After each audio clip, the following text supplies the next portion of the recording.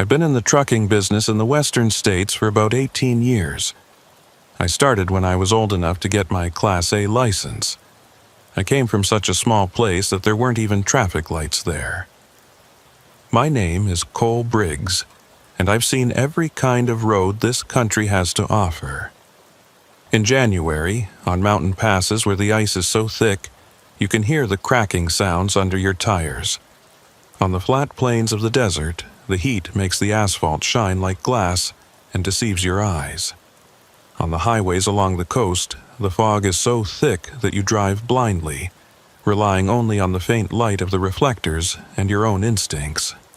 But there's one route I only drove once. One route that still wakes me up some nights, makes me sit bolt upright in whatever motel bed I'm in, sweating through the sheets even when the AC is cranked so high I can see my breath. They call it the Grayson Canyon Haul, or at least that's what the old-timers call it when they're willing to talk about it at all. Most truckers won't even mention it by name. They'll just shake their heads when someone brings up that stretch of highway, make some excuse about needing to check their logbook or refill their coffee, and walk away. I should have paid more attention to that. I should have asked more questions. But I didn't. And that's how I ended up on that road on a Tuesday night in late October, hauling a load of industrial equipment from Reno to a distribution center outside of Flagstaff. The dispatcher who gave me the route was new. I could tell by the way she stumbled over the highway numbers, the way she had to check and recheck the GPS coordinates before sending them to my onboard system. Her name was Jessica, I think, or Jennifer. Something that started with a J. She had that nervous energy that new dispatchers always have, like they're waiting for someone to tell them they've made a terrible mistake. The usual I-80 to I-15 route is backed up, she'd said, her voice crackling through my phone speaker. Major accident near Salt Lake. They're saying it could be 12 hours before they clear it.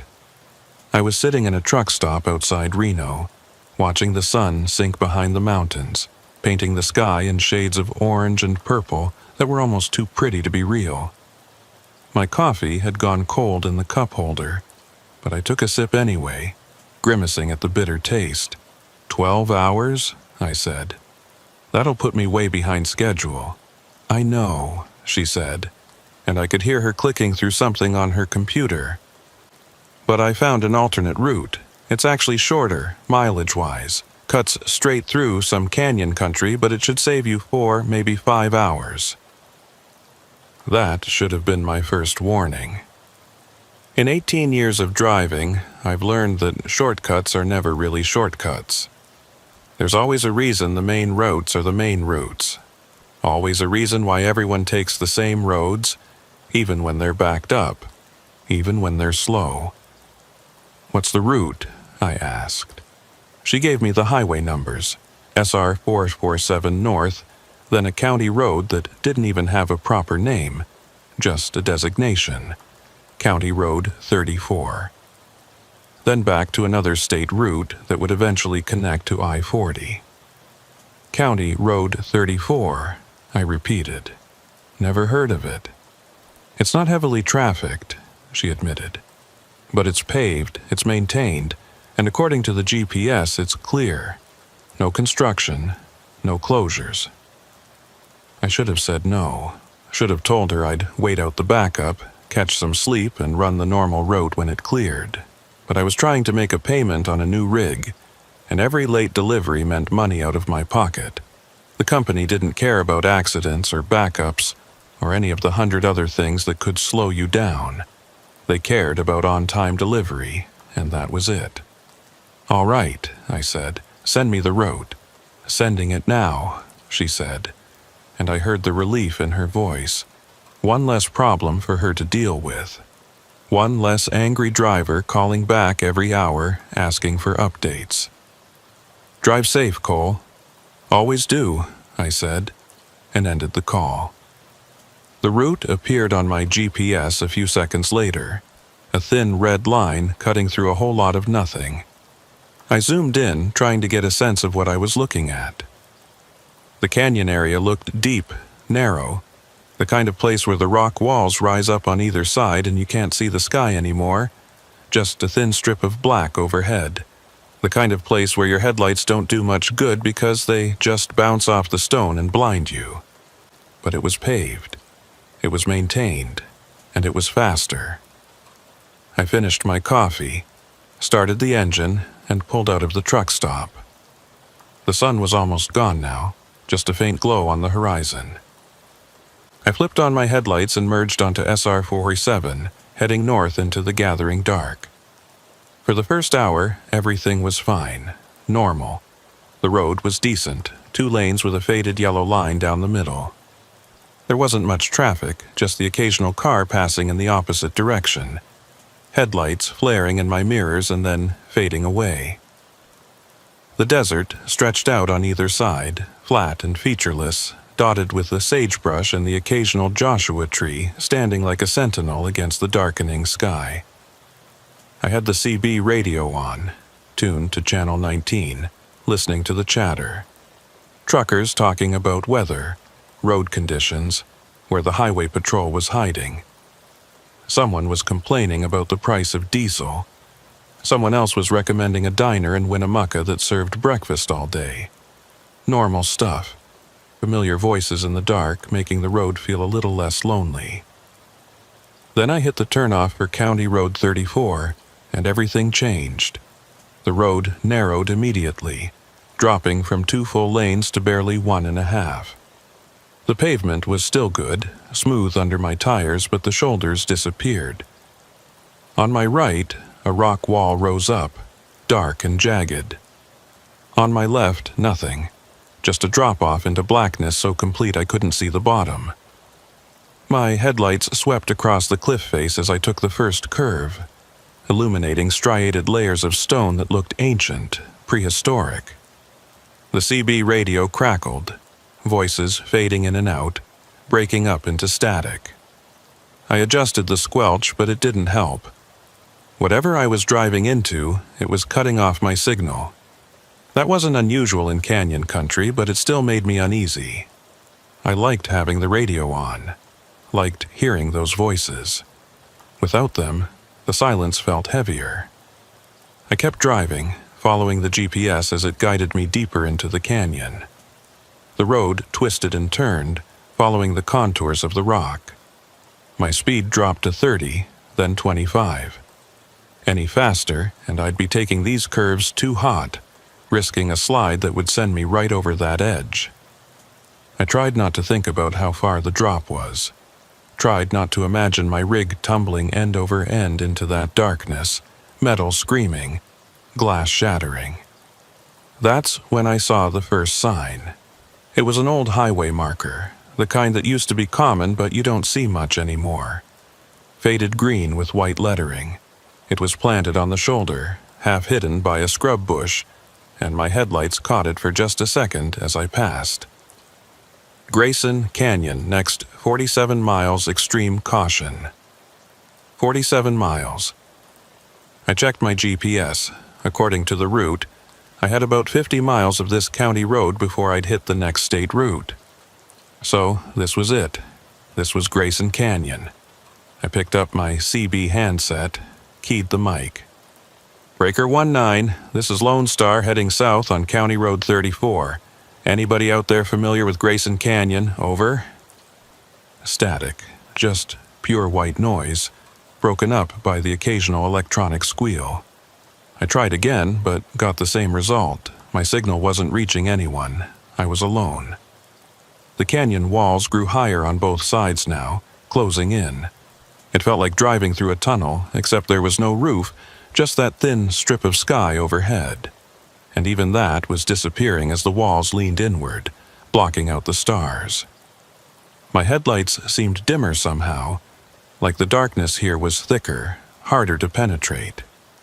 I glanced at my fuel gauge, 3/4 full, plenty to get through this stretch and then some. I checked my mirrors, seeing nothing but my own running lights reflected back at me from the rock walls. Empty road behind. Empty road ahead. Just me and the canyon and the sound of my engine echoing off the stone. That's when I noticed the time. My dashboard clock read 9:47 p.m. But that couldn't be right.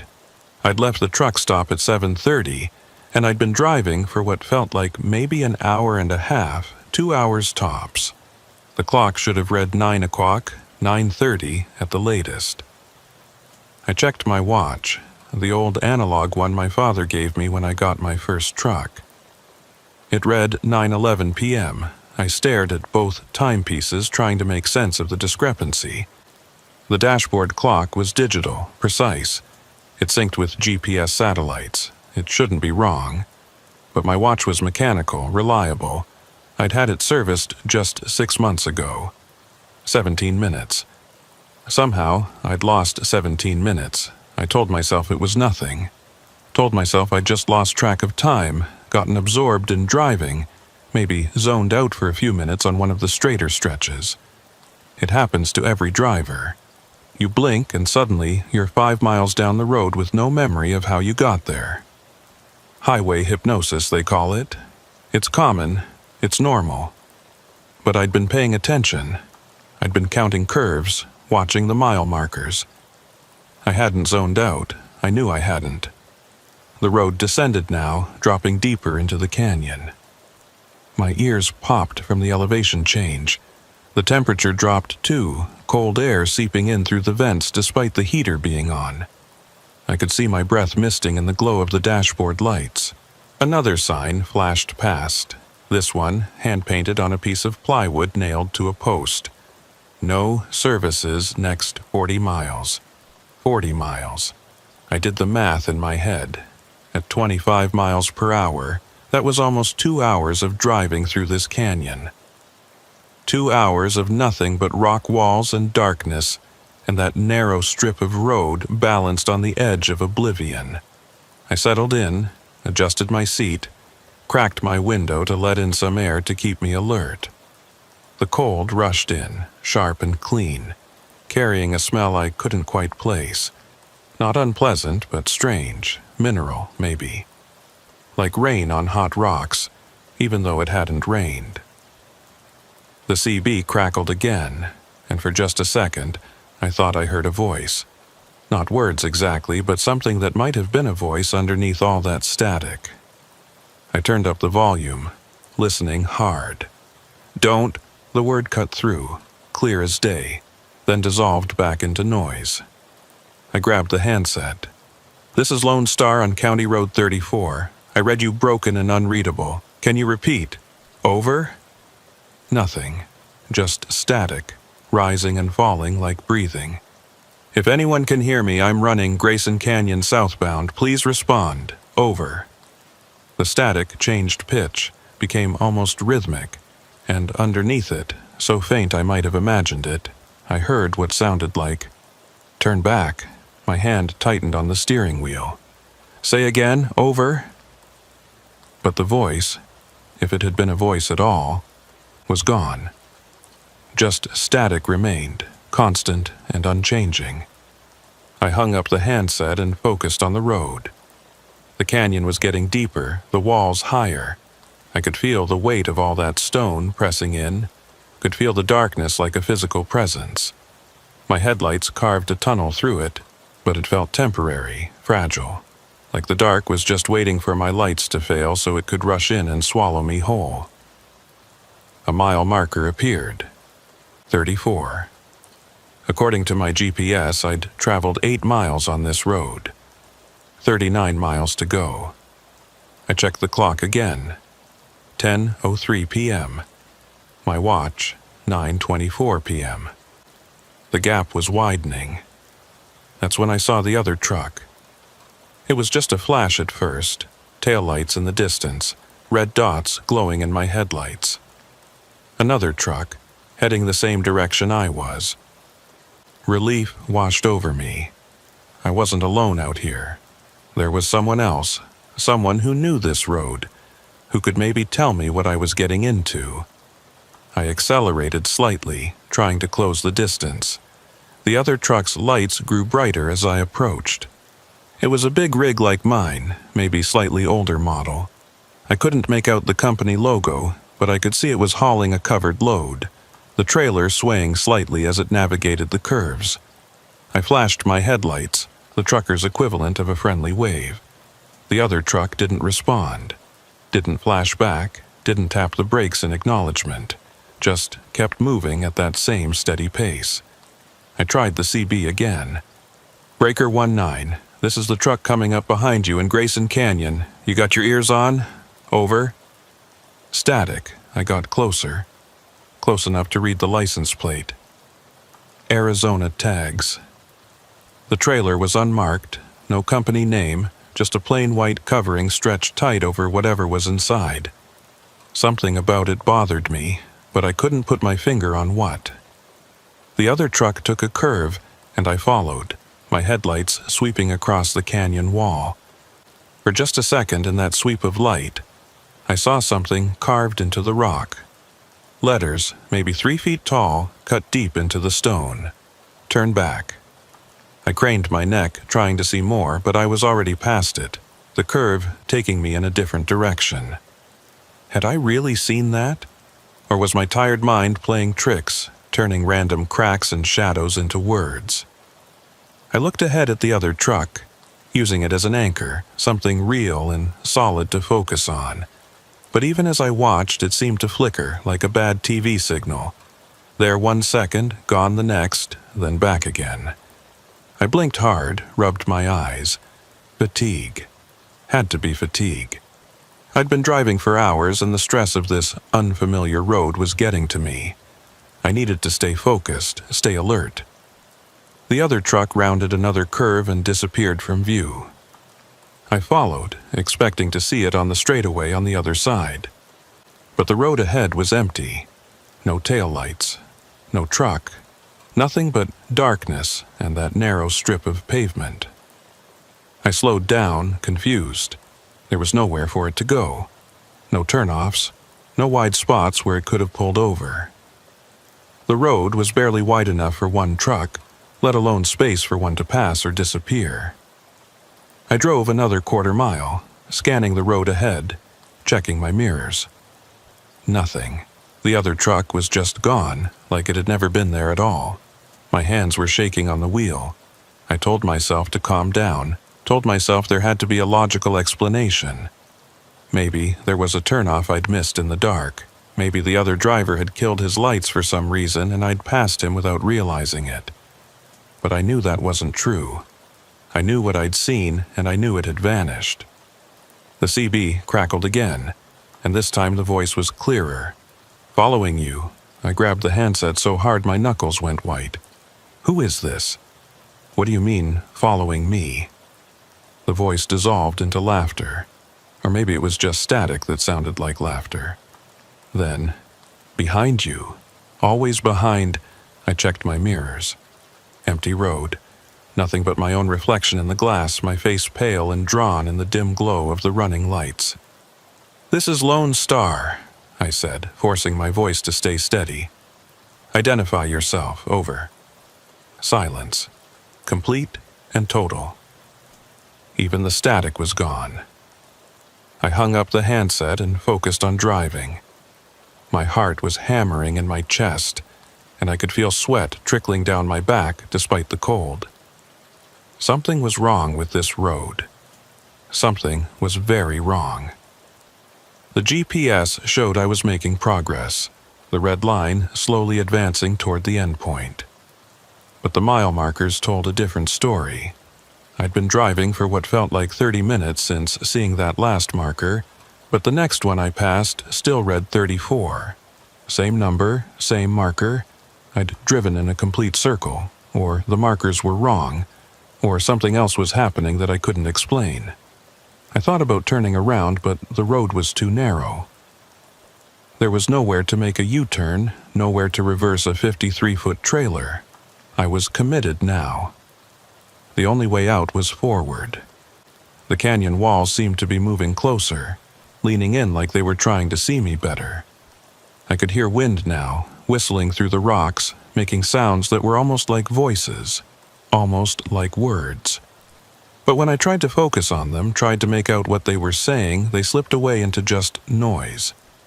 My dashboard clock read 11:47 p.m. My watch read 9:58 p.m.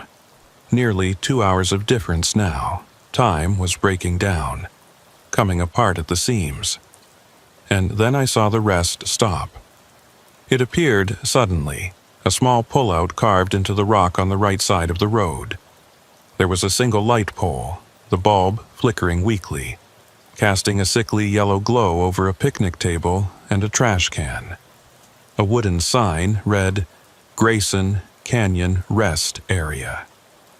I almost kept driving. Every instinct told me to keep moving, to not stop, to get through this canyon as fast as possible. But I'd been driving for hours, and I needed to clear my head, needed a minute to think, to figure out what was happening. I pulled into the rest area, my air brakes hissing in the silence. The engine idled, a comforting rumble that was the only sound besides the wind. I sat there for a moment, hands still on the wheel, staring out at that flickering light. Then I saw the logbook. It was sitting on the picnic table, a standard driver's logbook, the kind every trucker is required to keep. It was open, pages fluttering in the wind, and even from inside my cab I could see writing on the pages. Fresh writing, recent. I shouldn't have gotten out. I know that now. Should have put the truck in gear and driven away, rest stop or no rest stop. But curiosity is a powerful thing, and I needed to know. Needed to understand what was happening to me. I opened the door and climbed down, my boots crunching on the gravel. The cold hit me immediately, colder than it should have been for October. My breath came out in thick clouds. I walked towards the picnic table, each step feeling heavier than the last. The logbook was real, solid. I picked it up, the pages rough under my fingers. The writing inside was shaky, desperate. Different handwriting, different people. Pages and pages of entries, all from different drivers, all saying variations of the same thing. Lost track of time, can't find the end. Driving in circles. The walls are watching. I can feel them watching. Saw another truck. It wasn't real. None of this is real. Day 3 in the canyon. Fuel gauge hasn't moved. Clock doesn't make sense. Where does this road go? Turn back. If you can read this, turn back. Don't trust the GPS. Don't trust the signs. Get out while you can. The last entry was dated 2 days ago. Just 2 days. The handwriting was nearly illegible, scrawled across the page in what might have been blood or just very dark ink. They don't want us to leave. The canyon doesn't let go. I'm sorry I came here. I'm sorry I didn't listen. I dropped the logbook, and it hit the table with a sound that seemed too loud, echoing off the canyon walls. My truck's engine was still running, the headlights cutting through the darkness. And for a second I was grateful for those lights, for that noise, for anything that felt normal and real. Then I heard the footsteps. They were coming from deeper in the rest area, from a path that led into the rocks. Slow, deliberate footsteps, boots on stone, coming closer. I ran. Didn't think, didn't look back, just ran for my truck. I grabbed the door handle, hauled myself up into the cab, slammed the door, and locked it. My hands were shaking so badly I could barely put the truck in gear. The footsteps stopped right outside my window. I didn't look, couldn't look.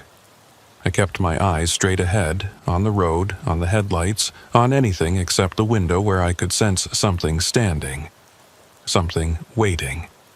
I hit the accelerator and the truck lurched forward, tires spitting gravel. I pulled back onto the road and didn't slow down. Didn't look in my mirrors, just focused on putting distance between me and that rest stop. But as I drove, I couldn't shake the feeling that whatever had been standing outside my window was still there, still watching, still waiting, and that I'd only made it angry by leaving. The road descended further into the canyon, steeper now, the grade sharp enough that I had to downshift and let the engine brake to keep my speed under control. My headlights caught the edge of the drop-off to my left, and for a brief, stomach-churning moment, I could see just how far down it went. Hundreds of feet, maybe more. The bottom was lost in shadow so deep it looked like the earth had been torn open to reveal nothing but void. I forced my eyes back to the road, back to that narrow strip of pavement that was the only thing between me and that drop. My hands ached from gripping the wheel so tight, but I couldn't make myself relax. Every muscle in my body was wound tight as a spring. The dashboard clock now read 1:23 a.m. My watch stubbornly insisted it was only 10:17 p.m. 3 hours and 6 minutes of difference. Time was accelerating, or my watch had stopped, or something fundamental about how time worked had broken down in this canyon. None of the possibilities were comforting. I tried the CB again, more out of desperation than any real hope of getting through. This is Lone Star on County Road 34, Grayson Canyon. If anyone can hear me, I need assistance. My GPS is showing I'm making progress, but I'm not seeing any end to this canyon. Please respond. Over. The static that came back was different now. It had a rhythm to it, a pulse, like a heartbeat. And underneath that pulse, I could hear something else. Not quite music, not quite voice, something in between. It rose and fell, weaving in and out of the static, and the longer I listened, the more it sounded like words. Like someone was trying very hard to tell me something. But the signal kept breaking up, kept dissolving into noise. I turned the volume down until it was barely audible. I didn't want to hear what those voices might be saying. Didn't want to know.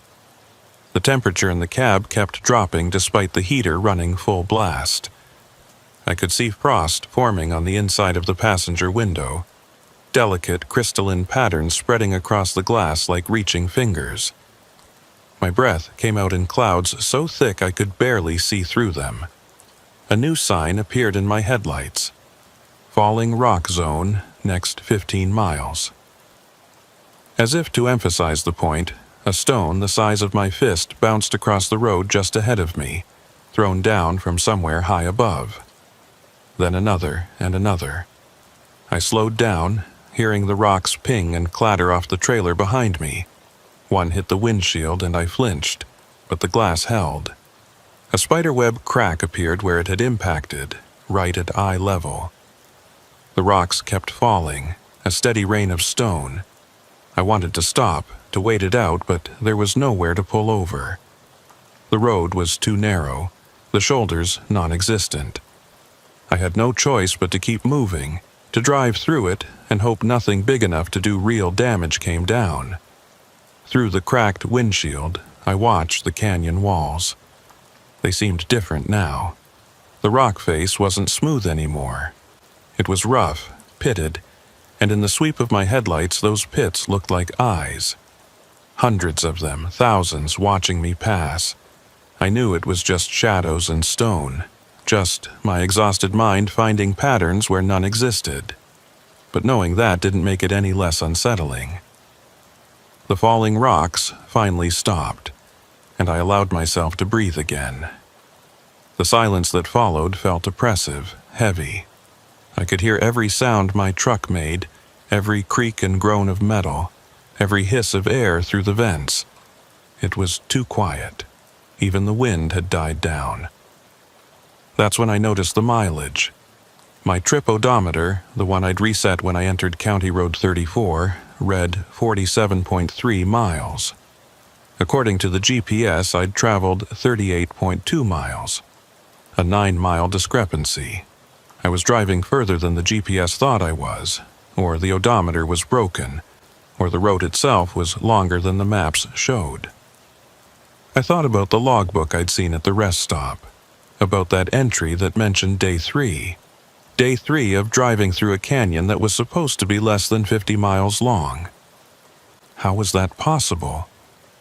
How could someone spend 3 days on a road you should be able to drive in 2 hours? unless the road didn't want to let them go. I shook my head, trying to clear it. That was crazy thinking. Roads don't want things. They don't have desires or intentions. They're just pavement and stone, nothing more. I was tired, stressed, seeing patterns that weren't there, making connections that didn't exist. But the evidence was piling up. The missing time, the vanishing truck, the conflicting measurements, the messages in the logbook. Something was wrong with Grayson Canyon, whether I wanted to believe it or not. My fuel gauge caught my attention. It still read 3/4 full, exactly where it had been when I entered the canyon hours ago. I'd been driving for hours at a moderate speed, the engine working hard to navigate these grades and curves. I should have burned through at least 1/8 of a tank by now, maybe more. But the needle hadn't moved, not even a fraction. I tapped the gauge, wondering if it was stuck. The needle quivered but stayed put, 3/4, same as before. A thought occurred to me, dark and unwelcome. If the fuel gauge wasn't moving, if time wasn't passing normally, if distance wasn't being measured correctly, then maybe I wasn't actually moving at all. Maybe I was just sitting here, engine running, going nowhere, while something played with my perceptions, made me think I was driving when I wasn't. But I could feel the road under my tires, could feel the truck responding to the wheel, could see the canyon walls sliding past.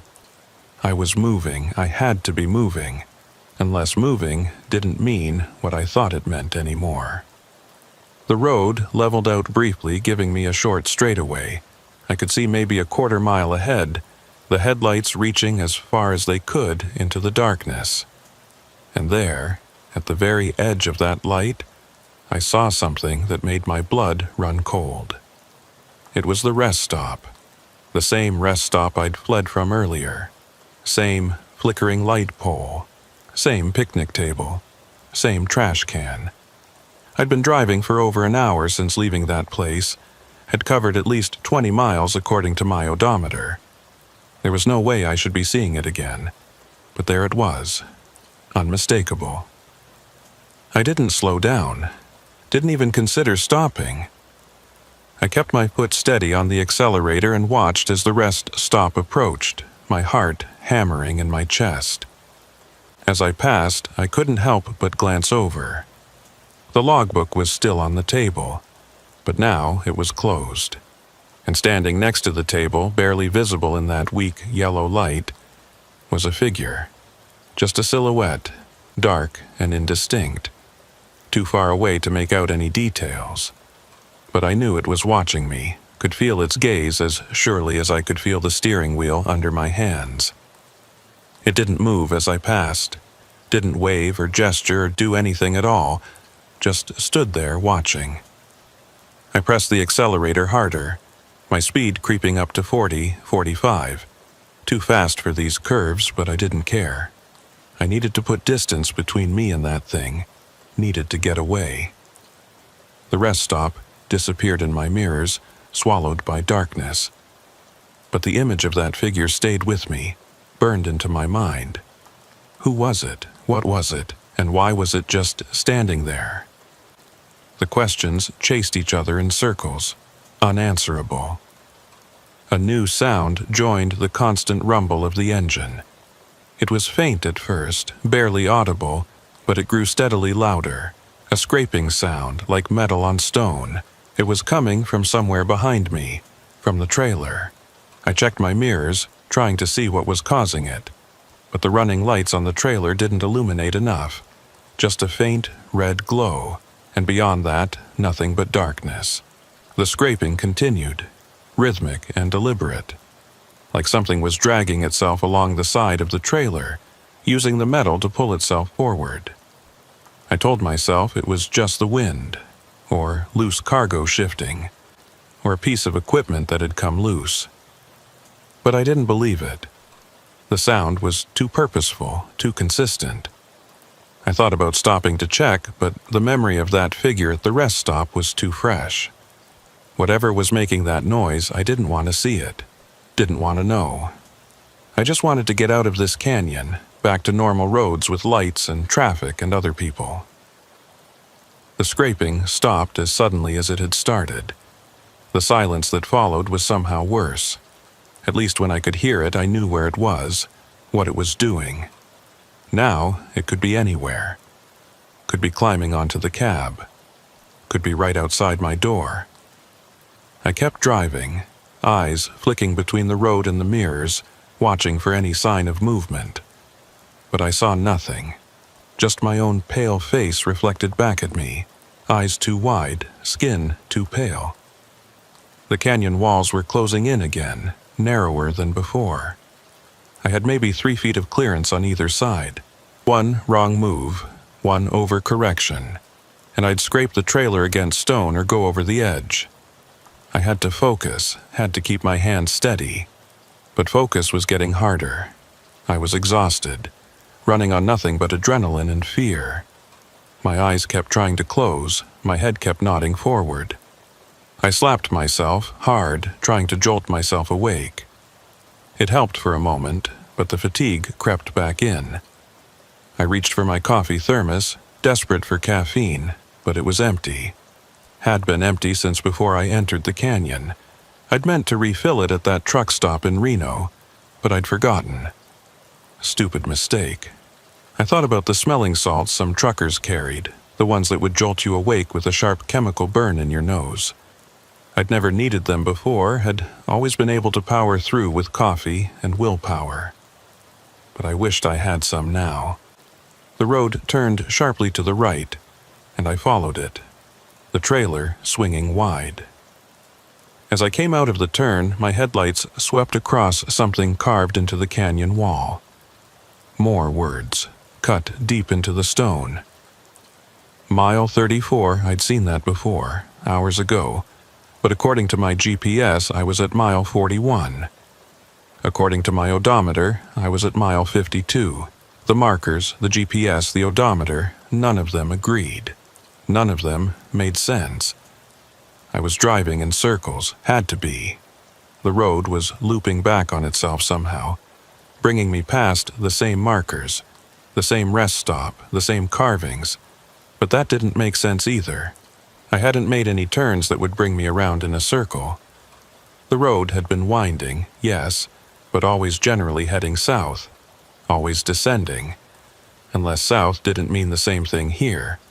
Unless direction was as broken as time and distance. The CB crackled again, and this time a voice came through clear as day. No static at all. Cole Briggs. I grabbed the handset, my hand shaking. Who is this? How do you know my name? You shouldn't have come here, Cole. The voice was calm, almost sad. It sounded familiar, but I couldn't place it. Nobody should come here. Where is here? I demanded. What is this place? Grayson Canyon, the voice said. But you know that already. What you don't know is why it's called that. What you don't know is what happened here. Then tell me, I said. Tell me how to get out. There is no out, the voice said. There's only through. And through means going deeper. Deeper than you want to go. Deeper than anyone should go. That's not good enough, I said, my voice rising. Give me real answers. Tell me what I'm dealing with. The voice laughed, but there was no humor in it. You want answers? Fine. 83 years ago, they tried to build this road. Crew of 30 men. They brought in explosives, heavy equipment, everything they needed. Took them 2 years to carve this canyon route. 2 years of blasting and digging and paving. I listened. The handset pressed so hard against my ear it hurt. The crew started experiencing problems after the first year, the voice continued. Tools going missing. Equipment breaking down. Men swearing they saw things in the rocks, heard voices calling their names. Management thought it was just stress, isolation. They brought in doctors, psychiatrists. Didn't help. What happened to them? I asked, though part of me didn't want to know. They disappeared, the voice said flatly. All 30 of them, one by one, over the course of a month. Some left notes, said they were going into the canyon to investigate something. Some just vanished from their tents in the middle of the night. Search parties found nothing. No bodies, no evidence, nothing. And the road? The state finished it anyway. Brought in a new crew, completed the project. Opened it to traffic in 1947.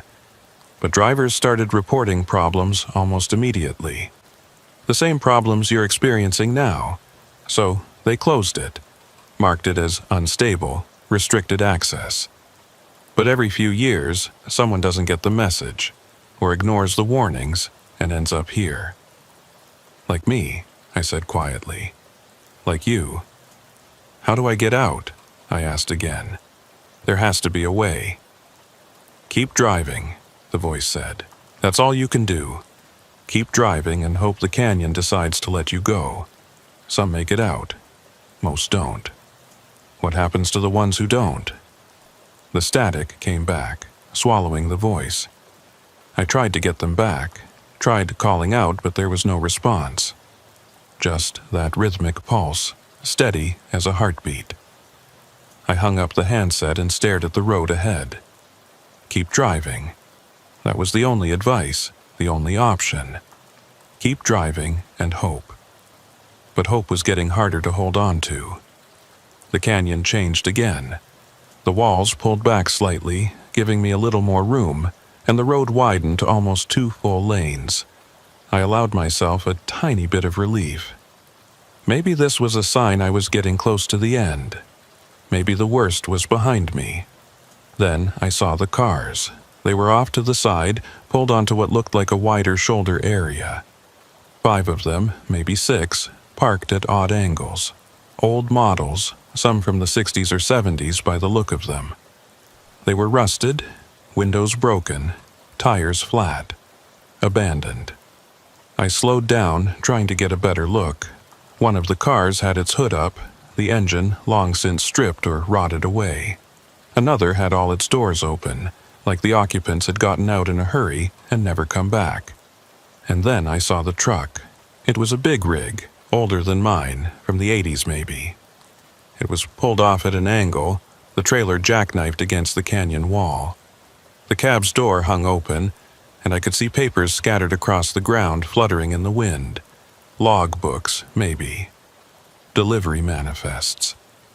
I wanted to stop, wanted to investigate, see if there were any clues that might help me. But I remembered that rest stop, remembered that figure standing in the yellow light, and I kept my foot on the accelerator. As I passed the wrecked truck, something moved in my peripheral vision. Just a flash, too quick to identify. I snapped my head around, staring at the cab, but I saw nothing. Just shadows and broken glass and rust. But I knew something had been there, knew it had been watching me pass. The abandoned vehicles disappeared behind me, and the canyon walls closed in again. I checked my fuel gauge, still 3/4 full.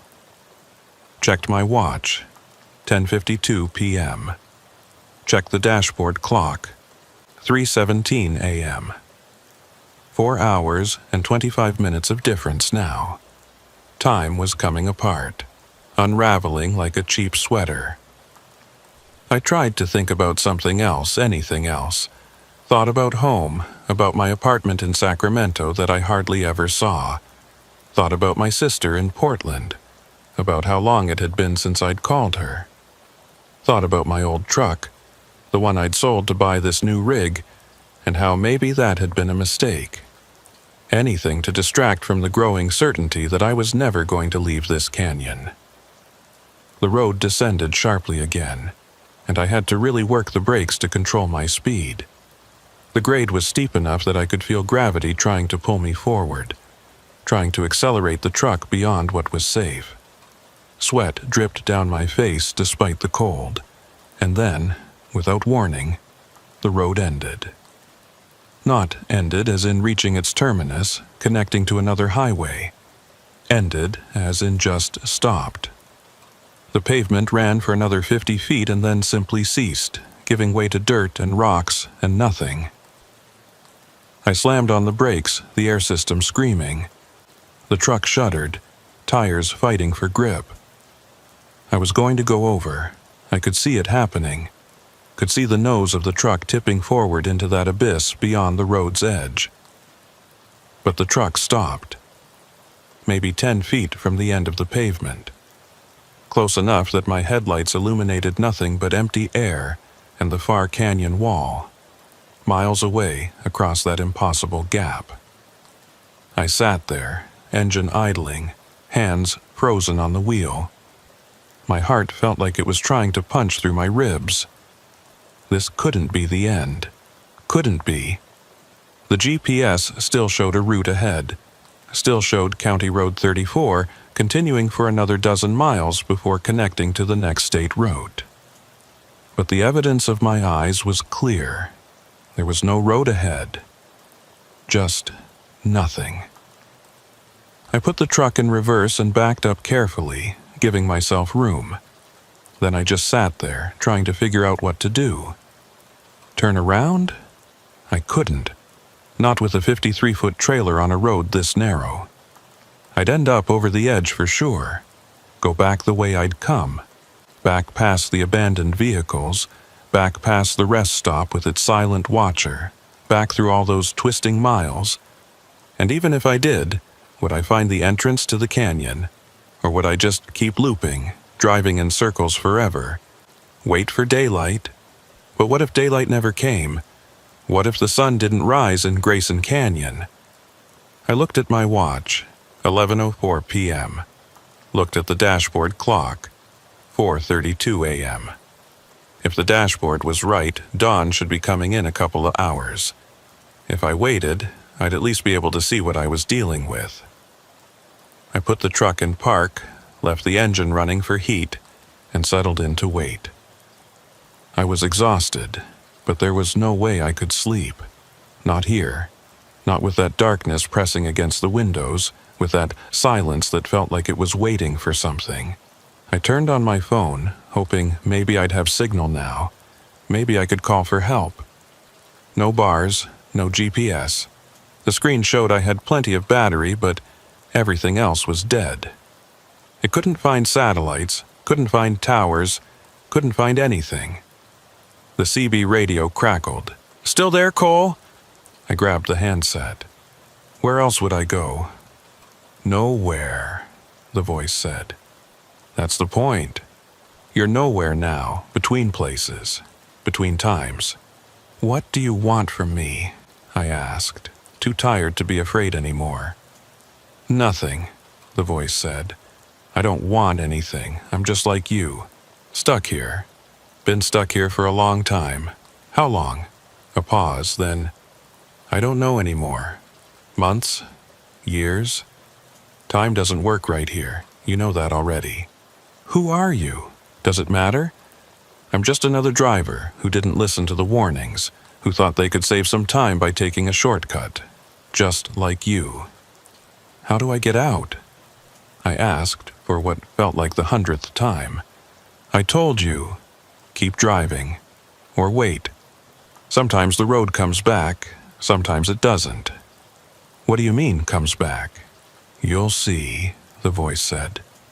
"Or you won't. Either way, good luck, Cole. You're going to need it." The static returned, and this time I knew the voice wasn't coming back.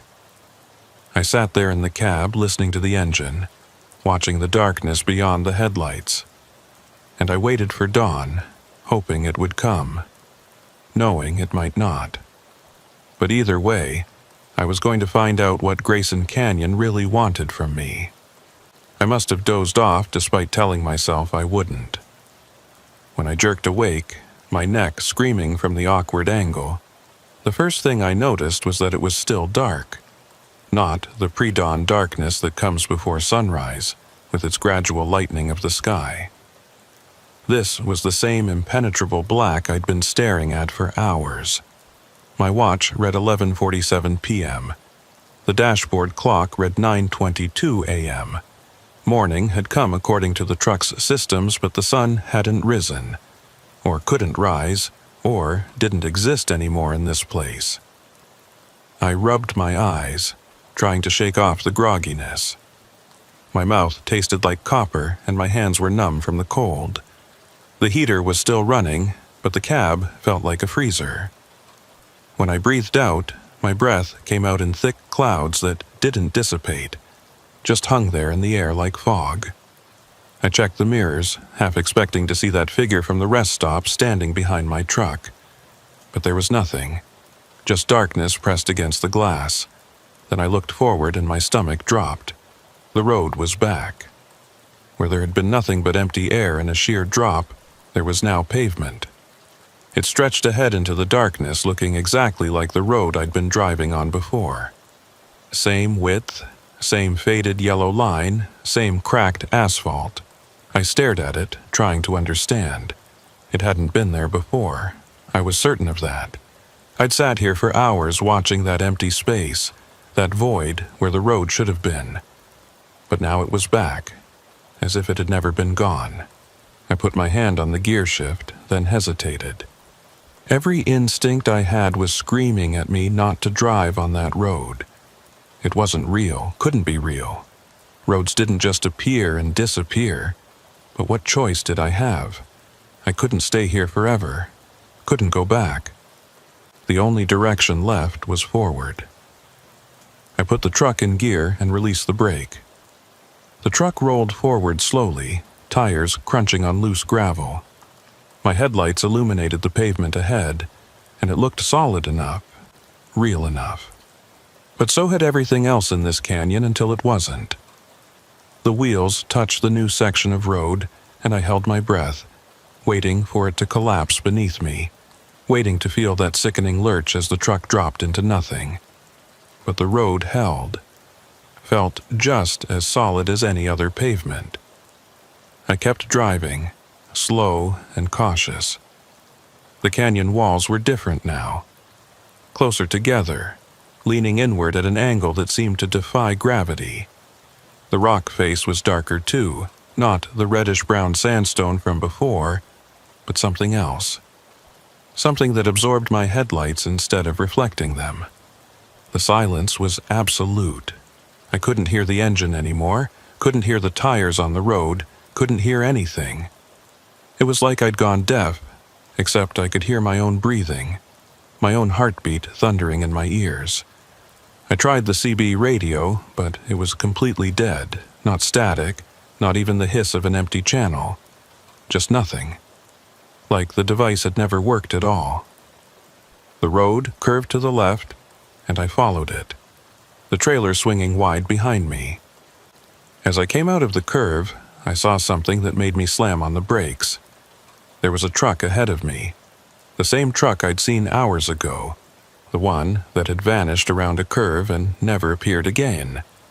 It was sitting in the middle of the road, engine off, no lights. I sat there staring at it, trying to decide what to do. Part of me wanted to back up, turn around somehow, go literally anywhere else. But I needed to know, needed to see if there was someone in that truck, someone who might be able to help me, or at least tell me what was happening. I pulled up behind it, close enough that my headlights illuminated the whole back end of the trailer. Arizona plates, just like before. The trailer covering was torn in places, flapping in a wind I couldn't feel or hear. I grabbed my flashlight from the door pocket, took a deep breath and opened my door. The cold hit me like a wall, so intense it drove the air from my lungs. I could feel ice crystals forming on my eyelashes, in my beard. My boots hit the pavement, and that's when I realized I still couldn't hear anything. The door closing behind me made no sound. My footsteps on the road made no sound. It was like walking through a vacuum, like being on the moon. I approached the other truck slowly, the flashlight beam cutting through the darkness. The cab door was closed, windows dark. I couldn't see anyone inside. I reached for the door handle, then stopped. Something was written on the door in what looked like dried mud, or maybe dried blood. Letters, shaky and uneven. Don't look back. I stood there, flashlight beam trembling in my hand, staring at those words. Don't look back. Back at what? The road I'd come from, the canyon behind me? Something else? Against every survival instinct I possessed, I turned and looked behind me. The road I'd just driven on was gone. Not replaced with a drop-off or a cliff face, just gone. There was a wall of solid rock where the road should have been, like it had never existed at all. My own truck was sitting right against that wall, maybe 2 feet of space between the bumper and the stone. That was impossible. I'd just driven here. Had just covered maybe 100 feet from where I'd been parked. But the evidence of my eyes told a different story. Told me I was trapped between this rock wall and the abandoned truck ahead, with nowhere to go but the cab of one of these vehicles. I turned back to the abandoned truck, my hand shaking so badly I could barely hold the flashlight. I pulled on the door handle, and it opened with no resistance. The cab was empty. Not just empty of people, but empty of everything. No seats, no steering wheel, no dashboard, just a hollow shell of metal, the floor rusted through in places, showing nothing but darkness beneath. I backed away, and that's when I heard it. A voice, faint and distant, but unmistakable. It was coming from inside the trailer. "Help," it said, a man's voice, hoarse and weak. "Please help me." I walked around to the back of the trailer, the flashlight beam shaking wildly. The doors were closed but not locked, secured only by a simple latch. "Hello?" I called out, though I couldn't hear my own voice. "Is someone in there?" "Please," the voice said again, stronger now. "I've been here so long. Please, let me out." My hand reached for the latch, then stopped. Something was wrong. The voice was too clear, too perfect. In this absolute silence where I couldn't even hear my own footsteps, where sound seemed to have stopped existing, this voice was coming through like it was right next to me. "Who are you?" I asked. "How did you get in there?" "I'm just a driver," the voice said. "Just like you. I took this route, got lost in the canyon. I've been trapped in here for days. Please, you have to let me out." "How did you get in the trailer?" I asked, my hand still hovering over the latch. A pause, then, "I don't remember. Please, it doesn't matter. Just open the door." But it did matter. It mattered a lot. Because truck trailers don't lock from the inside.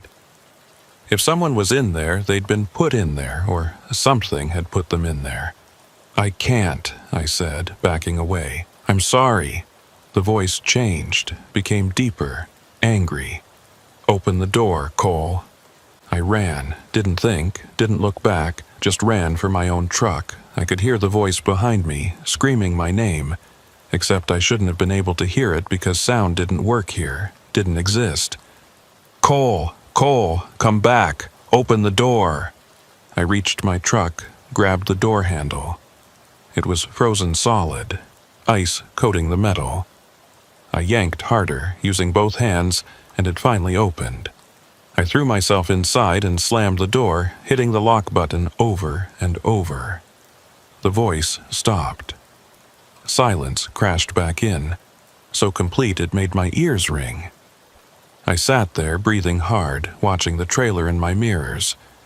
Nothing moved. No one came around from behind it. Just that still, silent truck sitting in the middle of a road that shouldn't exist. Then I noticed something that made my blood run even colder than it already was. My truck's engine was off. I hadn't turned it off, had left it running when I got out. But now it was dead. The dashboard dark. No rumble of the diesel engine. I turned the key. Nothing happened. Not even a click. The battery was dead, or the starter was dead, or something was preventing the truck from starting. I tried again and again, pumping the accelerator, checking the battery gauge. Everything was dead, the truck was dead, I was trapped. The realization hit me like a punch to the gut. I was stuck between a rock wall that shouldn't exist and a trailer with something inside it that knew my name, and my only means of escape was a truck that wouldn't start. I looked at my phone, desperate for any option. Still no signal, but I pulled up the GPS app anyway, hoping maybe it could at least show me where I was. The app loaded, and what I saw didn't make any sense. According to the GPS, I was in 3 places at once. The signal was fracturing, splitting, showing my location as both 30 miles north and 40 miles south of where I'd entered the canyon, and also right at the entrance. Like I existed in multiple points of space simultaneously. I closed the app and opened my photo gallery, needing to see something normal, something from before this nightmare. My most recent photos were from 2 days ago, parked at a rest stop near Reno. The truck in the photos looked clean, almost new. I looked at my actual truck now, and in the faint light from my phone screen I could see rust on the dashboard. Deep rust, the kind that takes years to form. I looked at my hands. They were my hands. Same calluses, same old scar across my left knuckle from a bar fight 5 years ago. But when I held them up to the phone light, I could see through them. Just barely, just the faintest transparency, but it was there. I was fading, becoming less real, like Grayson Canyon was erasing me bit by bit.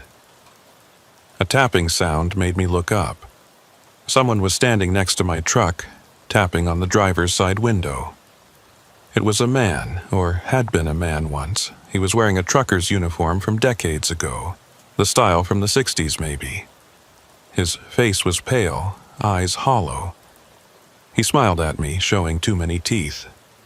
"Having trouble?" he asked, his voice muffled through the glass. I didn't answer. Couldn't answer. Just stared at him. "The canyon does that sometimes," he said conversationally. "Kills your truck, traps you here. Happened to me too, long time ago. I waited for someone to come help me, but nobody came. Nobody comes. Go away," I managed to whisper. "I can help you," he said. "I know how to start your truck, know how to get out of here, but you have to do something for me first." "What?" I asked, though I already knew I wouldn't do it, whatever it was.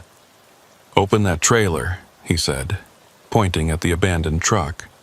"Open it and let him out. He's been in there so long. It's cruel to keep him locked up." "No," I said. The man's smile widened. "Then I guess you'll be staying. You'll be here when your food runs out, when your water runs out. You'll be here when you start hearing voices, seeing things. You'll be here when you realize that dying would be better than this. But you can't die because the canyon won't let you." I said no, I repeated, my voice stronger now. The man shrugged. "Suit yourself. We've got all the time in the world. Literally." He walked away, dissolving into the darkness like he'd never been there at all. I sat in the frozen cab, trying to think. There had to be a way out. Had to be. People didn't just disappear. Trucks didn't just stop existing. Roads didn't appear and vanish. Except they did, apparently. In Grayson Canyon, all the rules were different. I tried the ignition again, more out of desperation than any real hope. To my shock, the engine turned over. Coughed once, twice, then roared to life. The dashboard lights came on, the heater started blowing, and the radio crackled to life. "Don't trust them," a voice said through the static. "Nothing here is real. Keep driving. Don't stop." I didn't need to be told twice. I slammed the truck into gear and hit the accelerator. The truck lurched forward toward that abandoned trailer. At the last second, I saw the trailer doors swing open. I saw something inside, something huge and dark that moved wrong, that had too many limbs. I cranked the wheel hard to the left, the trailer behind me fishtailing, tires screaming. I missed the open trailer by inches. Kept driving, not looking back, not slowing down. The rock wall that had been ahead of me was gone now, replaced by more road, twisting deeper into the canyon. I took the turns too fast, the trailer swinging wide, threatening to jackknife. But I didn't slow down. Couldn't slow down. Because I could see headlights in my mirror now, following me. The abandoned truck's lights were on, and it was coming after me. But that was impossible. The cab had been empty, gutted. There was no one to drive it, unless there didn't need to be. I pushed the accelerator to the floor, the engine roaring in protest. The speedometer climbed past 60, past 70, way too fast for these curves, but the lights behind me were getting closer. The CB radio crackled. "You can't run, Cole. The canyon is patient. It'll wait. It's got nothing but time." I grabbed the handset and threw it across the cab. It hit the passenger window and shattered. The lights behind me were getting brighter, closer. I could hear an engine now, even over my own. A deep, throaty rumble that didn't sound like any diesel I'd ever heard. The road ahead split into two paths, neither of them marked on my GPS. I took the right fork without thinking, and immediately knew I'd made a mistake. This road was even narrower, barely wide enough for my truck. The walls pressed in on both sides so close I could have reached out and touched them. And it was going down, steep, dropping into what felt like the very center of the earth. But I couldn't turn around, couldn't stop. The lights behind me took the same fork, still closing in. I descended into the darkness, the temperature dropping with every foot. Ice formed on my windshield, on my mirrors. My breath came out in clouds so thick I could barely see. And then, as suddenly as it had started, the pursuit ended. I checked my mirrors, and the lights were gone. No truck behind me, no sound of an engine. Just my own truck, racing down into nothing. I eased off the accelerator, trying to regain some control.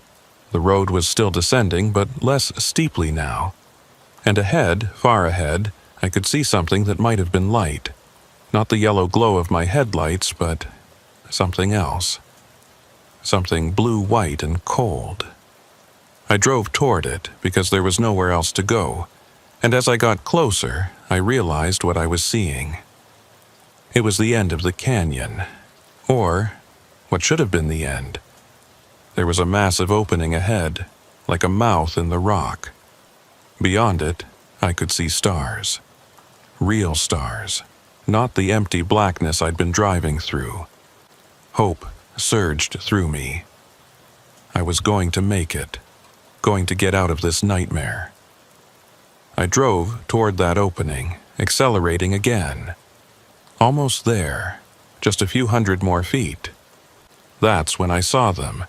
They were standing along the sides of the road, dozens of them, maybe hundreds. All the people who'd gotten lost in Grayson Canyon over the years. Truckers in outdated uniforms, construction workers with hard hats and tools, a few civilians in regular clothes. They were all standing there perfectly still, watching me drive past. Their faces were all the same, pale, hollow-eyed, wearing that same too-wide smile. And as I passed, they all turned to follow my progress, heads swiveling in unison. I kept my eyes forward, focusing on that opening ahead. Don't look at them. Don't acknowledge them. Just drive. I was maybe 50 feet from the opening when I saw the final figure. It was standing right in the middle of the road, directly between me and freedom. It was wearing a trucker's uniform just like mine, and as my headlights hit it, I saw its face. It was me, an exact copy, down to the scar on my knuckle, the stubble on my jaw. But its eyes were wrong, empty and dark, like looking into a void. The thing wearing my face raised its hand, palm out. A command to stop. I didn't stop, hit the accelerator harder, aiming straight for it. If I was going to get out of this canyon, I'd drive through anything and everything that tried to stop me. The thing that looked like me didn't move, just stood there, hand still raised, as my truck bore down on it. At the last possible second, it stepped aside. I shot past it, through the opening, and back onto a normal highway. The transition was so sudden it took my brain a moment to process what had happened. 1 second, I was in that narrow canyon passage, surrounded by impossible darkness and those watching figures. The next, I was on a 4-lane interstate, headlights reflecting off a standard green highway sign that read, I-40 East, Flagstaff, 47 miles. I eased off the accelerator, my hands shaking so badly I could barely control the wheel. Normal traffic flowed around me. A sedan passed on my left, the driver talking on a phone, not even glancing my way. A family in an SUV went by on the right, kids in the back seat playing on tablets. Everything was normal. Everything was real. I was out. I checked my mirrors, expecting to see that canyon opening behind me, expecting to see those figures or that thing wearing my face. But there was nothing unusual, just highway and desert, and the faint glow of civilization on the horizon. My dashboard clock read 6:47 a.m. My watch read 12:03 a.m. The time gap had stabilized at 6 hours and 44 minutes. Like something had broken in both timepieces and they'd just accepted their new relationship to reality. The fuel gauge still read 3/4 full. I pulled into the first truck stop I saw, parking in a spot far from any other vehicles. My legs nearly gave out when I climbed down from the cab. I had to hold on to the door to keep from falling. The air smelled wrong. Too clean, too fresh. Like I'd forgotten what normal air was supposed to smell like. The sun was rising, painting the sky in shades of orange and pink, and the light hurt my eyes. Made them water. I walked into the truck stop on unsteady legs, and the warmth inside felt like stepping into another world. Other truckers were sitting at tables, eating breakfast, drinking coffee, laughing at something on a TV mounted in the corner. Normal sounds, normal people. I must have looked rough because the waitress who approached me had concern written all over her face. "You okay, honey? You look like you've seen a ghost." "I'm fine," I managed to say, though my voice sounded strange to my own ears. Hoarse, like I'd been screaming. "Just coffee, please, black." She brought it, and I wrapped both hands around the cup, letting the heat seep into my frozen fingers. I pulled out my phone, needing to ground myself in something concrete, something real. I had 17 missed calls, all from the dispatcher. The delivery I was supposed to make had been due yesterday afternoon. I was nearly 18 hours late. I called back, and Jessica answered on the first ring. "Cole, Jesus Christ, where have you been? I've been trying to reach you for hours." "My phone had no signal," I said. "I was in a canyon, and the signal just dropped completely." "What canyon?" she asked. "The route I sent you didn't go through any canyons. It was mostly open desert and then straight highway." I pulled up my GPS history, the map showing everywhere I'd been in the last 24 hours. According to my phone, I'd driven straight from Reno to this truck stop. No detours. No County Road 34. No Grayson Canyon. Just a straight normal route that I'd supposedly completed in the normal amount of time, except somehow I was 18 hours late. "I don't understand," I said. "You sent me down County Road 34, through Grayson Canyon. I have it right here in my GPS. Cole, I sent you the standard route. I-80 to I-15 to I-40. I've got the message right here in the system. There's no County Road 34 on this route." I ended the call and checked my GPS history again, zooming in on the area where the canyon should have been. There was nothing, just empty desert. Not even a road designation. Like County Road 34 had never existed. But I knew it had. I had the memories, still fresh and terrifying. Had the time discrepancy on my watch and dashboard. had the crack in my windshield from that falling rock, had the rust on my dashboard that hadn't been there before.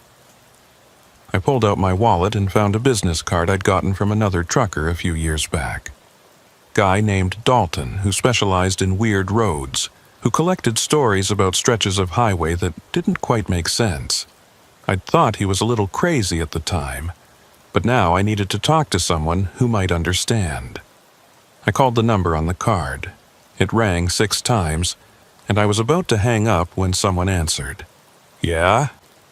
A rough voice, suspicious. "Dalton, this is Cole Briggs. We met at a truck stop in Nevada a few years back. You gave me your card, said to call if I ever ran into anything strange on the road." A pause. "I remember you. What happened?" I told him everything. The canyon, the rest stop, the vanishing truck, the voice on the radio, all of it. I expected him to laugh, to tell me I'd been hallucinating, to hang up on me. Instead, he was quiet for a long moment, then, "Grayson Canyon. You've heard of it?" "Heard of it? Yeah. I've been researching it for 15 years, trying to find it."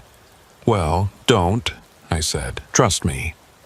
"How did you get out?" he asked. "Most people who go in don't come back." "I don't know," I admitted.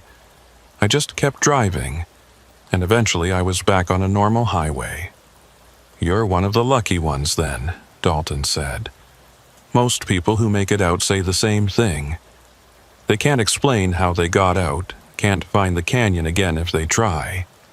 It's like the place decides who gets to leave and who doesn't." "Why?" I asked. "What is that place?" "Nobody knows for sure," he said. "I've got theories. Ancient sites, dimensional thin spots, collective trauma made manifest. But they're just theories. The only thing I know for certain is that Grayson Canyon is real, even though it doesn't show up on any map, and it's been trapping people for almost 80 years. The voice on the radio," I said. "It told me about the construction crew that disappeared." "That's real," Dalton confirmed. "I've got the records. 30 men vanished in 1943. The state finished the road anyway, but they closed it less than a year later.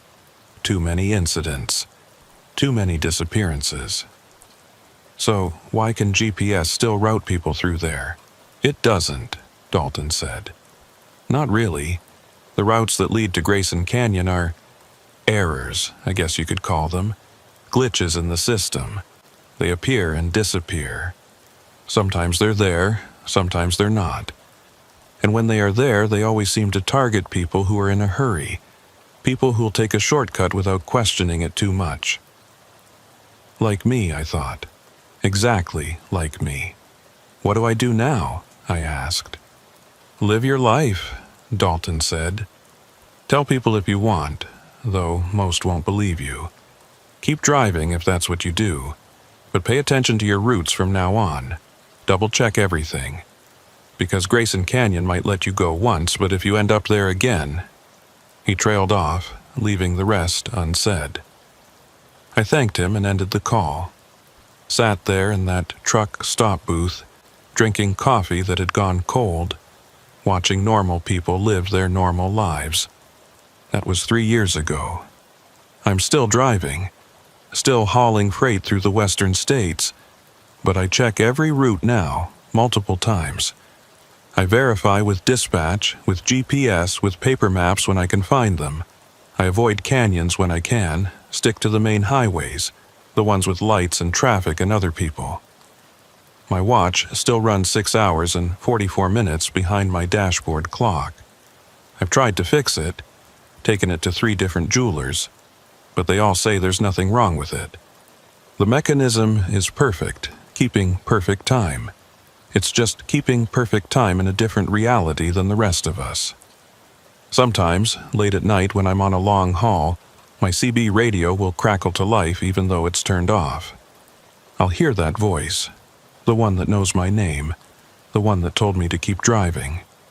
It never says much, just, "Still out there, Cole? Still running?" I don't answer. Don't even acknowledge that I heard it. Just keep driving, watching the road, staying alert. Because I know the truth now. Know it in my bones, in the rust on my dashboard, in the crack in my windshield that no amount of repair can fully fix. Grayson Canyon is patient. It's got nothing but time. And I'm still out here on the roads it hunts, still driving through the darkness. Still trying to stay one step ahead of a place that doesn't technically exist. Most nights I'm okay. I make my deliveries. I sleep in normal truck stops. I live a normal life. But some nights when the moon is dark and the roads are empty, I'll see a sign that shouldn't be there. Green with white lettering, half hidden by a scrub bush. Grayson Canyon, next 47 miles extreme caution. And I'll grip the wheel tighter, and I'll take the next exit. Any exit, just to get away from that sign. Because I know that if I follow that road again, if I let myself be drawn back into that canyon, I might not get out a second time. I tell this story to other truckers sometimes, usually late at night when we're all trying to stay awake with bad coffee and worse food. Most of them laugh it off, call it a good ghost story. A few get quiet, get that look in their eyes that says they've seen things too, things they can't explain. And once in a while, someone will pull me aside later and tell me about a road they took once. A route that seemed fine until it wasn't. A place where time stopped making sense and the miles stretched on forever. We share these stories like warnings, like prayers, like the only defense we have against roads that hunt. Because out here in the vast emptiness of the American West, where the highways cut through ancient stone and cross lands that were strange long before humans built roads on them, there are places where the normal rules don't apply. Places where you can get lost not just in space, but in time, in reality itself. Grayson Canyon is one of those places, but it's not the only one. And every time I fire up my truck and pull out onto the highway, I wonder if tonight's going to be the night I find another one. Or if tonight's going to be the night that Grayson Canyon finds me again. So I drive. That's all I can do. Drive and hope and pay attention to every sign, every route, every road that looks just a little too empty, a little too dark.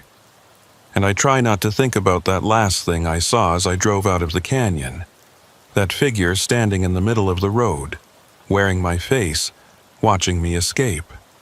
Because sometimes, late at night when I'm staring at my reflection in a dark window, I wonder if I really did escape at all. Or if I'm still in that canyon right now, still driving, still trying to find a way out, while something wearing my face lives my life out here in the real world. I don't have an answer to that question. And I'm not sure I want one. All I know is that tomorrow I'll climb back into my truck. I'll check my route 3 times, avoid any roads that make my gut clench, and I'll drive. Because that's what I do. That's what I've always done. But I'll also keep watching for that sign. That green sign with white lettering that appears where it shouldn't. Grayson Canyon. Because I know it's still out there, somewhere between the mapped roads and the empty places, waiting for the next driver who thinks they can save some time by taking a shortcut. Waiting with the patience of stone and darkness and time that doesn't move the way it should. And if you're reading this, if you drive these western highways, if you haul freight through the canyon country, I have one piece of advice. Check your routes. Every single time. Don't trust GPS alone. Don't trust dispatcher directions without verifying them. And if you see a sign for Grayson Canyon, for County Road 34, for any route that doesn't quite look right, turn around and don't look back. Because some shortcuts cost more than time. Some shortcuts cost everything.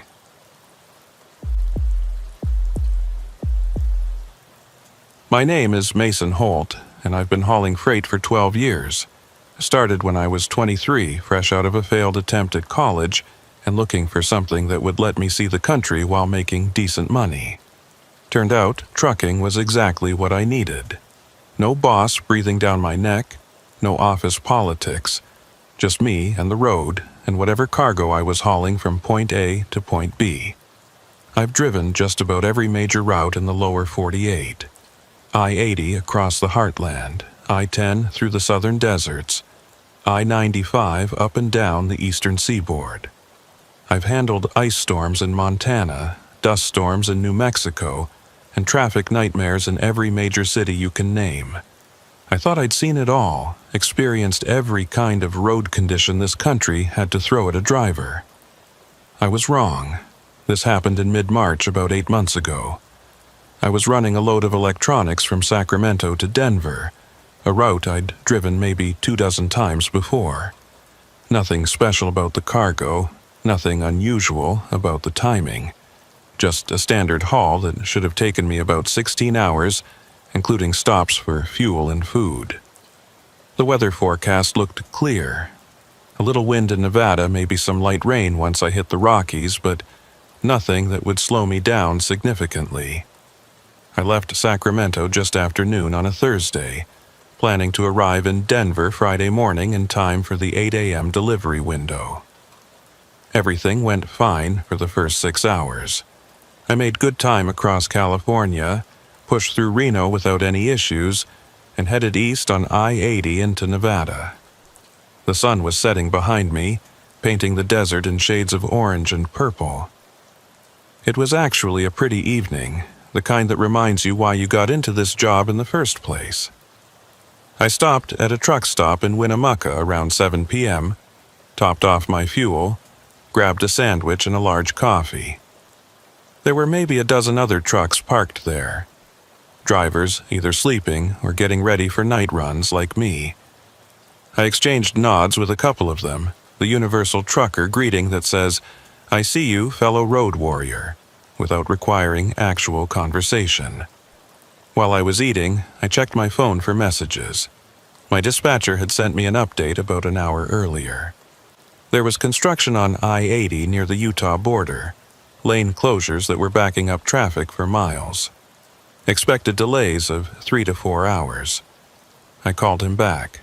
"Hey, it's Mason. Just saw your message about the backup." "Yeah, it's a mess," he said.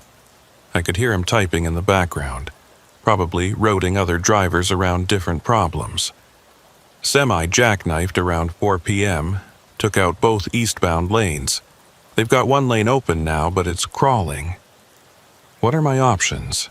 I asked, already knowing I couldn't afford a 4-hour delay. The delivery window in Denver was tight, and missing it meant the warehouse wouldn't accept the cargo until Monday, which meant I'd be sitting on a load for 3 days, which meant no payment until it was delivered.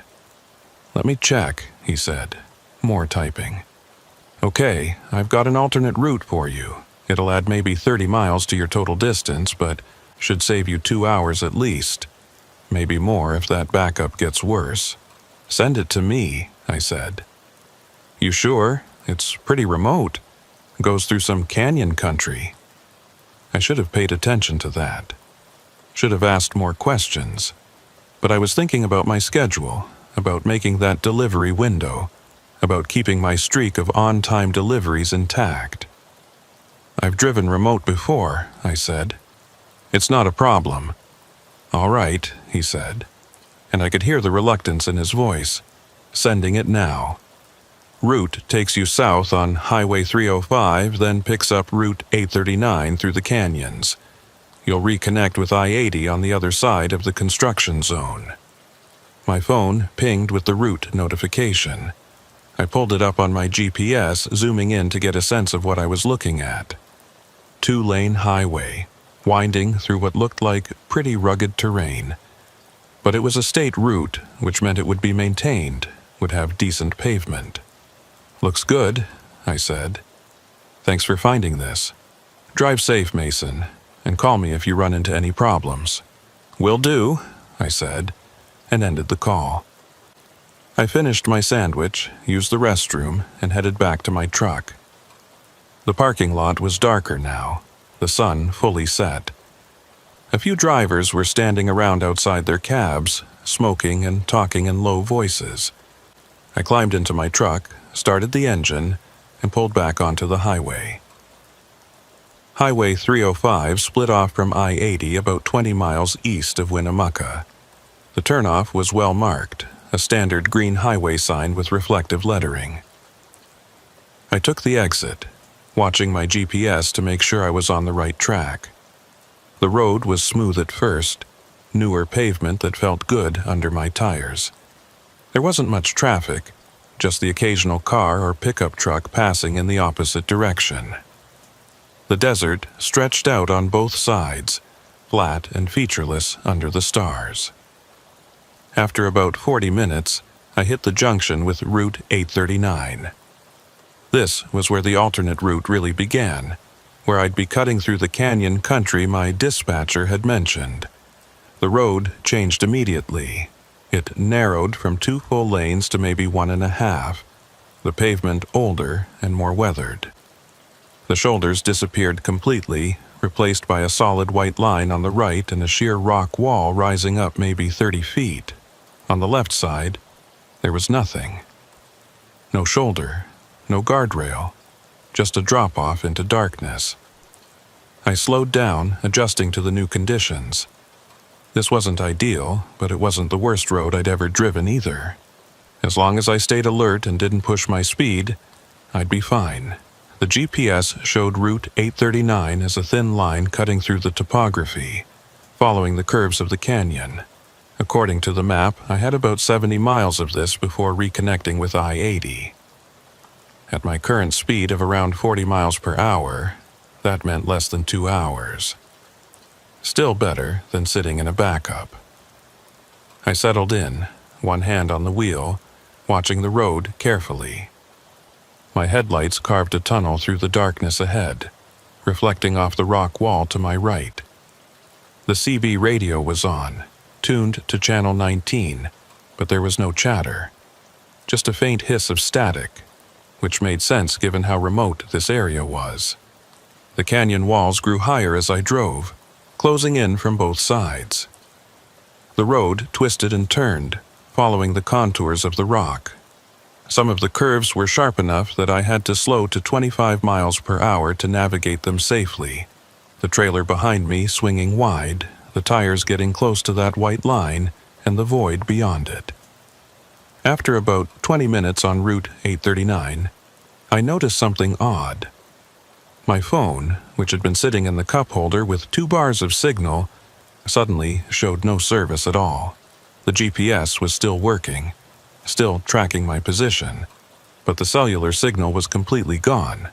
I wasn't too worried about that. Cell coverage is spotty in remote areas, especially in canyons where the rock walls block the signal. I'd been in dead zones before, and I'd be in them again. It was just part of driving through the empty parts of the country. What bothered me more was when the GPS stopped updating. I was watching the little blue dot that represented my truck, watching it move along the red line of my route.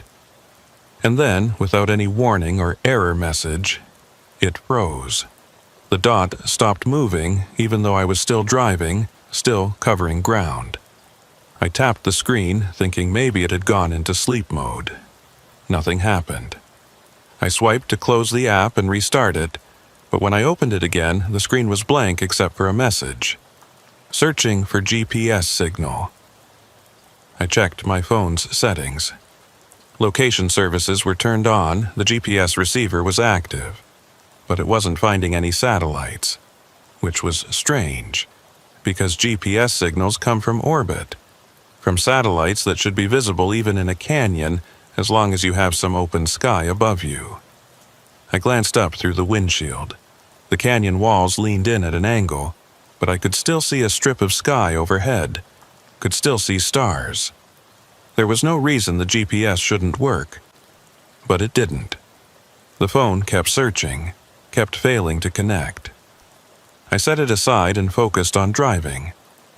The GPS had already shown me the route, and it looked straightforward enough. Stay on Route 839 for 70 miles following the canyon until it reconnected with I-80. I had my odometer to track distance, and as long as I didn't see any turnoffs or intersections, I couldn't get lost. The CB radio crackled, and for a moment I thought I heard a voice underneath the static. I turned up the volume, listening carefully. Route 839, the words cut through clearly, then dissolved back into noise. I grabbed the handset. Breaker 19, this is Mason on Route 839 southbound. Did someone call me? Over. Static, just pure white noise with occasional electronic squeals. If anyone can hear me, please respond. I'm running Route 839 through the canyon. Over. More static. Whatever I'd heard, if I'd heard anything at all, was gone now. I hung up the handset and kept driving. The road descended now, dropping deeper into the canyon. My ears popped from the elevation change. The temperature inside the cab dropped too, cold air seeping in even though the heater was running. I passed a sign, one of those old-style highway markers that had probably been there for decades. It was so faded I could barely read it in my headlights. Route 839 next services, 94 miles, 94 miles. That was more than the 70 miles my GPS had shown before it stopped working. But maybe the GPS had been measuring as the crow flies, and the actual road distance was longer because of all the curves and switchbacks. That would make sense. Still, 94 miles was a long way to go without any services. No gas stations, no rest stops, nothing. I checked my fuel gauge, 3/4 full. Plenty to cover 94 miles even with the engine working harder to navigate all these grades and curves. I kept driving, the minutes ticking by. The canyon walls seemed to be getting closer, the road narrower. Or maybe that was just a trick of the darkness and the headlights, making everything seem more compressed than it really was. After what felt like about 30 minutes, I checked my trip odometer. I'd reset it when I turned onto Route 839, so it should show how far I'd traveled on this road. It read 18.7 miles. But that didn't feel right. I'd been driving for at least 30 minutes, probably closer to 40. Even at reduced speed, I should have covered at least 25 miles, maybe 30. I tapped the odometer display, wondering if it was malfunctioning. The numbers flickered but didn't change. 18.7 miles. I tried to remember the last mile marker I'd passed, but I couldn't. The road had been so winding, the darkness so complete that I'd lost track. I resolved to pay more attention, to watch for the next marker. The road straightened out briefly, giving me maybe a 1/4 mile of visibility ahead. My headlights picked up something on the pavement, something dark and irregular. As I got closer, I realized it was tire marks, long, black streaks that started in the middle of the lane and curved sharply to the left, ending right at the edge of the drop-off. Skid marks. Someone had braked hard here, had almost gone over the edge. I slowed down even more, scanning the area for any sign of what might have caused it. An animal in the road, maybe, or a rock slide. But I saw nothing unusual, just the same narrow strip of pavement and the same sheer walls. I kept going, and a few minutes later I saw more skid marks. Then more. Every few hundred yards, another set of marks, all ending at that drop-off on the left side. Some of them looked fresh, the rubber still dark and pronounced. Others were faded, worn down by time and weather. How many drivers had come close to disaster on this road? How many had actually gone over? I tried the CB radio again. Breaker 19, this is Mason on Route 839. If anyone has driven this route before, I'd appreciate any information about road conditions ahead. Over. The static changed pitch, became almost rhythmic, and underneath it I heard what might have been laughter, or maybe just noise that sounded like laughter. I hung up the handset, my hands gripping the wheel tighter. A new sign appeared, mile marker 12. I checked my odometer, 24.3 miles. According to my truck, I'd traveled more than twice as far as the mile marker indicated. The numbers weren't matching up, weren't making sense. I thought about turning around, heading back to I-80 and just sitting out the construction delay. But the road was too narrow to turn around. I'd have to back up for miles to find a wide enough spot, and backing up a 53-foot trailer on a winding canyon road with no shoulder was basically impossible. The only way was forward. I was committed now. The canyon changed again. The walls pulled back slightly and the road widened just enough that I felt like I could breathe a little easier. There was even a small pull-out area on the right, carved into the rock face. Just big enough for one vehicle to park without blocking the road. I almost kept driving, but something made me pull over. Maybe it was the sense that I needed to stop and think, to figure out what was happening with my GPS and odometer and mile markers. Maybe it was just fatigue catching up with me, the stress of navigating this difficult road in the dark. I pulled into the turnout and put the truck in park, leaving the engine running. The headlights illuminated the rock wall ahead, showing layers of sediment, different colors of stone stacked on top of each other like pages in a book. I sat there for a moment, trying to calm my racing heart. Everything was fine. I was just on a remote road with some minor equipment malfunctions. GPS fails sometimes, odometers can be off, mile markers might be placed incorrectly. None of it meant anything was actually wrong, but I couldn't shake the feeling that something was very wrong indeed. I pulled out my logbook, the paper one I was required to keep as backup. I flipped to today's entry and noted the time, 9:47 p.m. According to my dashboard clock. I wrote down my location as Route 839, mile marker 12, and noted that I'd pulled over to rest. Then I noticed something that made my stomach drop. The date on my logbook was wrong. Or rather, my previous entry was wrong. According to what I'd written, I'd started this trip on Thursday, March 14th, but the pre-printed date at the top of today's page was Saturday, March 16th. I'd lost a day.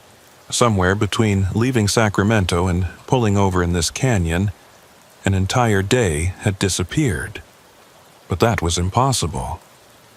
I'd left Sacramento yesterday afternoon, had driven through the evening, stopped in Winnemucca, gotten the alternate route from my dispatcher.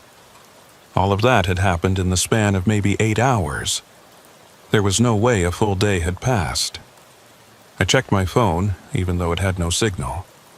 The date displayed on the lock screen, Saturday, March 16th, 9:47 p.m. My hands started shaking. I closed the logbook, set it aside, and just sat there trying to process what this meant. Either I'd somehow lost consciousness for a full day and had been driving on autopilot, which seemed impossible, or time itself had jumped forward, which was equally impossible. Or I was still Thursday and my phone and logbook were both malfunctioning, showing the wrong date. That had to be it. Some kind of electromagnetic interference in the canyon, maybe. Something that was screwing with electronic devices and somehow even affecting the mechanical date stamp on my logbook pages. I took a deep breath, then another. I needed to stay calm, stay rational. Panic wouldn't help me. I just needed to keep driving, get through this canyon, reconnect with I-80. Once I was back in normal territory, everything would make sense again. I was about to put the truck back in gear when I saw movement in my passenger mirror. Something was walking on the road behind me, coming from the direction I'd just driven. I grabbed my flashlight from the door pocket and shined it back toward the road. The beam caught a figure maybe 50 yards back, moving slowly toward my truck. It was a person, a man, I thought, though it was hard to tell at this distance. He was walking right down the center of the road, not hurrying, just a steady pace. I watched him approach, trying to decide what to do. Part of me wanted to just drive away, leave him there in the dark. But you don't leave people stranded on remote roads. That's not how truckers operate. We look out for each other, help when we can. I opened my door and climbed down. the flashlight still in my hand. The cold air hit me immediately, colder than it should have been for March. My breath came out in clouds. "Hey!" I called out. "You okay? You need help?" The figure stopped. It was close enough now that I could see more details. A man, middle-aged, wearing clothes that looked wrong somehow. Not wrong as in damaged or dirty, but wrong as in outdated, like styles from 20 or 30 years ago. He didn't answer my question, just stood there in the middle of the road, maybe 20 yards away now, staring at me. "Do you need a ride?" I asked, though every instinct I had was screaming at me not to let this person into my truck. The man tilted his head, like he was considering my question. Then he spoke, his voice carrying clearly in the still air. "You shouldn't be here." "I'm just passing through," I said. "Got detoured because of construction on I-80. "There is no construction," the man said. "There's never construction. That's just what they tell people to get them onto this road." "What are you talking about? Who's they?" "The road," he said. "Route 839. It needs drivers. Needs vehicles. So it creates detours, construction delays, accidents.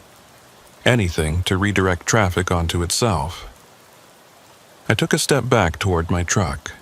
This guy was clearly unstable, maybe high on something. "Look, I can't help you if you don't want help. I'm going to get back in my truck now." "It won't matter," the man said. "You can't leave. None of us can leave. The road doesn't let go once it has you."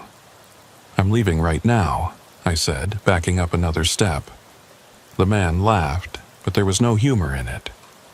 "Drive all you want. Forward, backward, doesn't matter. You'll just end up right back here.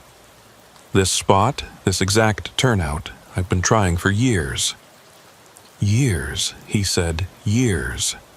I turned and ran for my truck, throwing myself into the cab and slamming the door.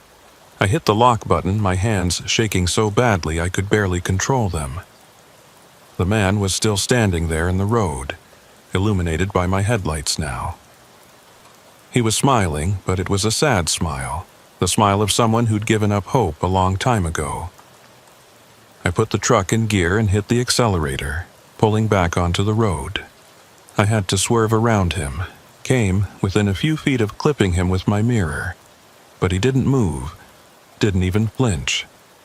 Just watched me go with that sad, knowing smile. I checked my mirror once I was past him, expecting to see him still standing there. But the road behind me was empty. He was gone, like he'd never been there at all. I drove faster now, pushing my speed up to 50 despite the curves. I needed to get out of this canyon, needed to get back to normal roads where things made sense.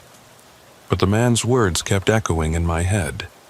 "You'll just end up right back here."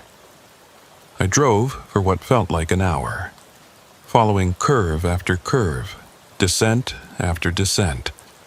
My odometer climbed. 30 miles, 40 miles, 50 miles. But the mile markers, when I could see them, told a different story. Mile 12, mile 14, mile 11, mile 15. They weren't sequential, weren't following any pattern I could discern. And then I saw it. A turnout on the right side of the road, carved into the rock face. Just big enough for one vehicle, the same turnout I'd stopped at before. I slammed on the brakes, my heart hammering. This couldn't be the same place. I'd been driving for an hour, had covered dozens of miles. There was no way I was back where I'd started. But I recognized the rock formation ahead, the way the layers of sediment curved and folded. Recognized the exact angle of the pullout, the same scuff marks on the pavement where countless tires had pulled in and out. It was the same place, exactly the same. And standing in the middle of the road, right where I'd left him, was the man in the outdated clothes. He wasn't smiling anymore. Now he just looked tired. "I told you," he said, his voice carrying through my closed window. The road doesn't let go. I sat frozen in the driver's seat, staring at the man through my windshield. My mind was trying to find an explanation, any explanation that would make sense of what I was seeing.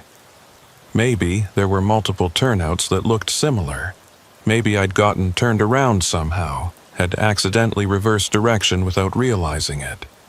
But I knew those explanations were wrong. I'd been driving forward the entire time, had watched the road carefully, had taken every curve exactly as it appeared. There had been no intersections, no places where I could have looped back on myself. And yet, here I was, at the same spot I'd left an hour ago. The man walked toward my truck slowly, his hands visible, palms out. Not threatening, just resigned. When he got close enough, he tapped on my window. Against my better judgment, I cracked it open about an inch. "My name is Victor Hayes," he said. "I've been on this road since '98. That's 25 years if the date you're thinking of is correct." "That's impossible," I said, though my voice sounded weak even to me.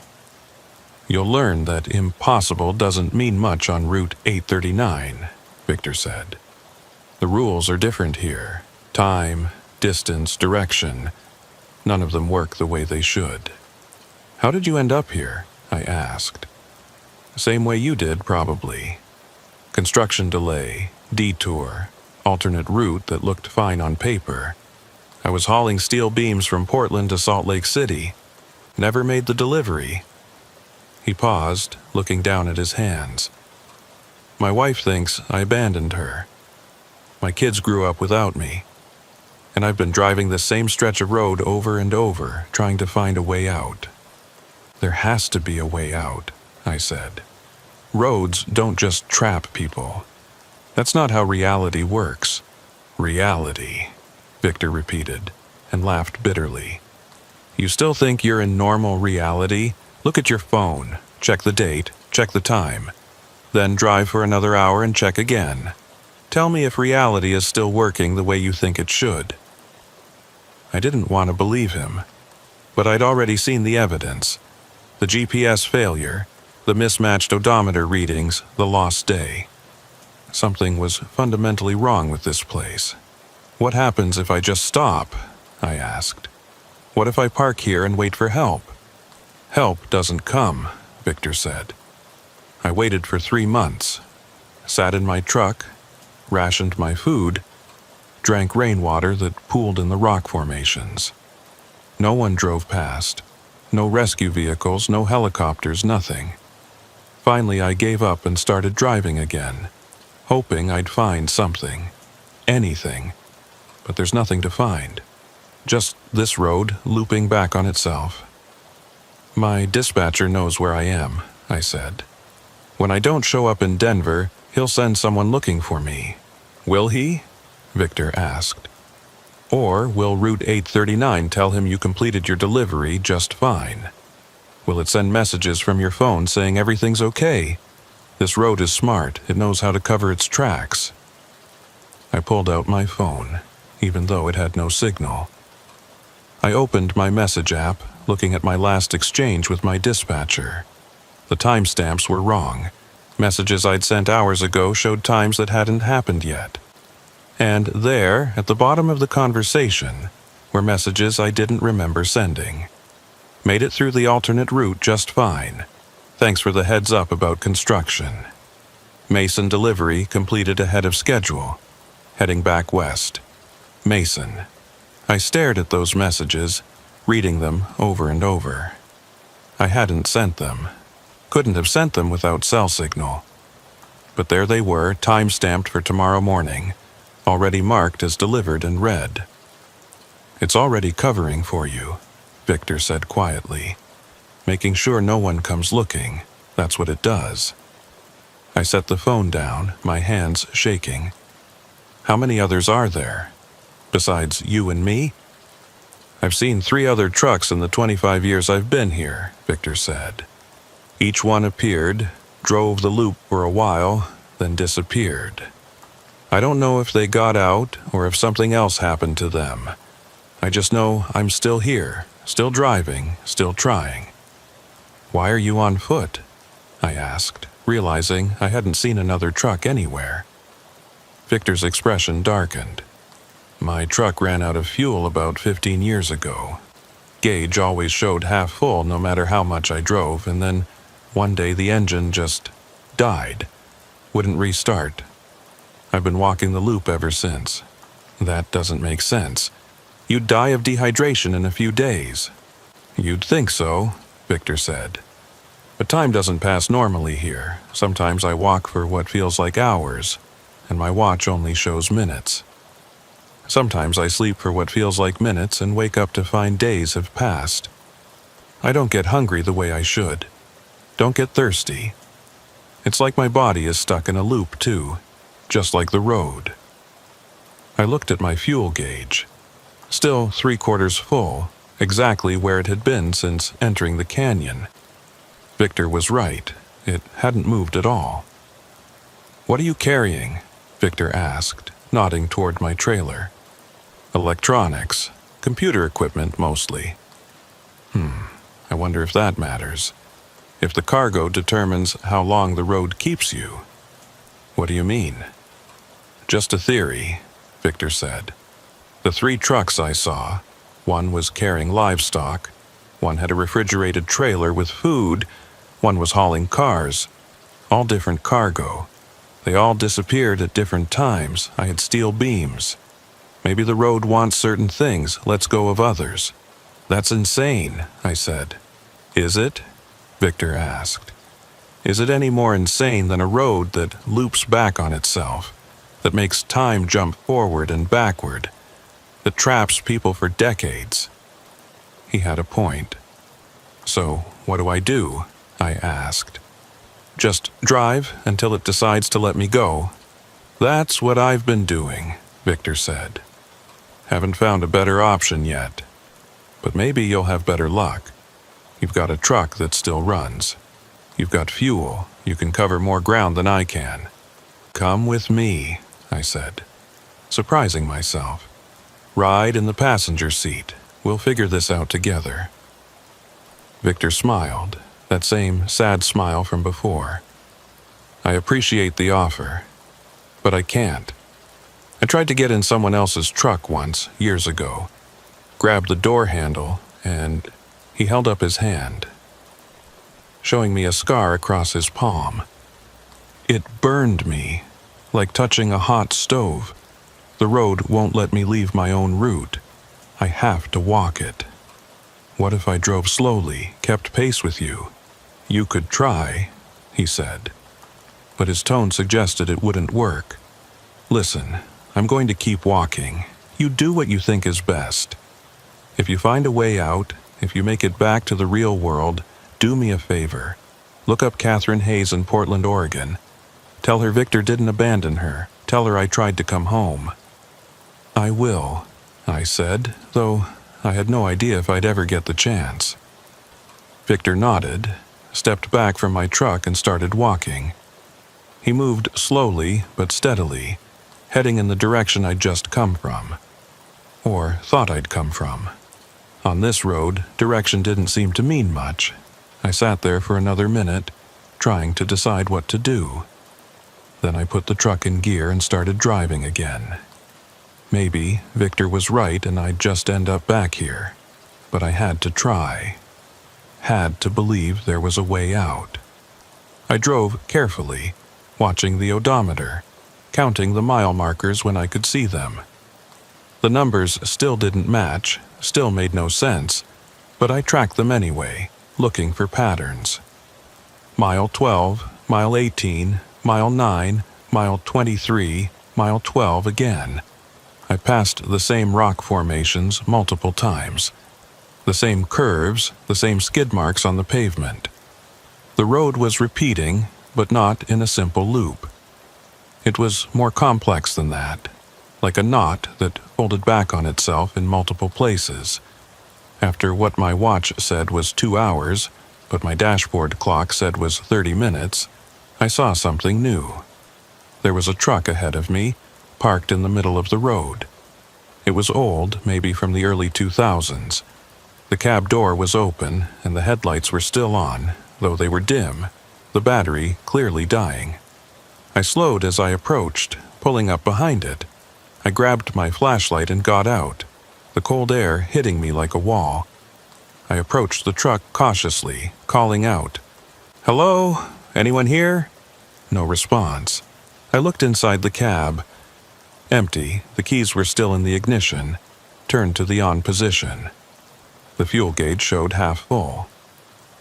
On the seat was a logbook, open to a page dated March 12th, 3 days ago by my phone's current date.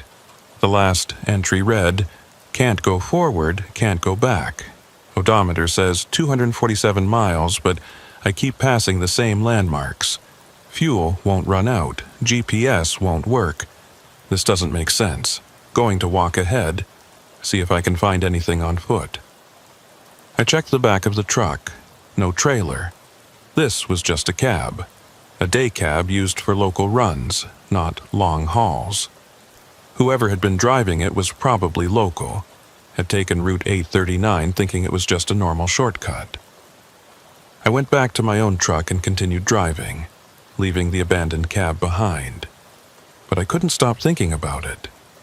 How long had it been sitting there? Days? Years? And where was the driver now?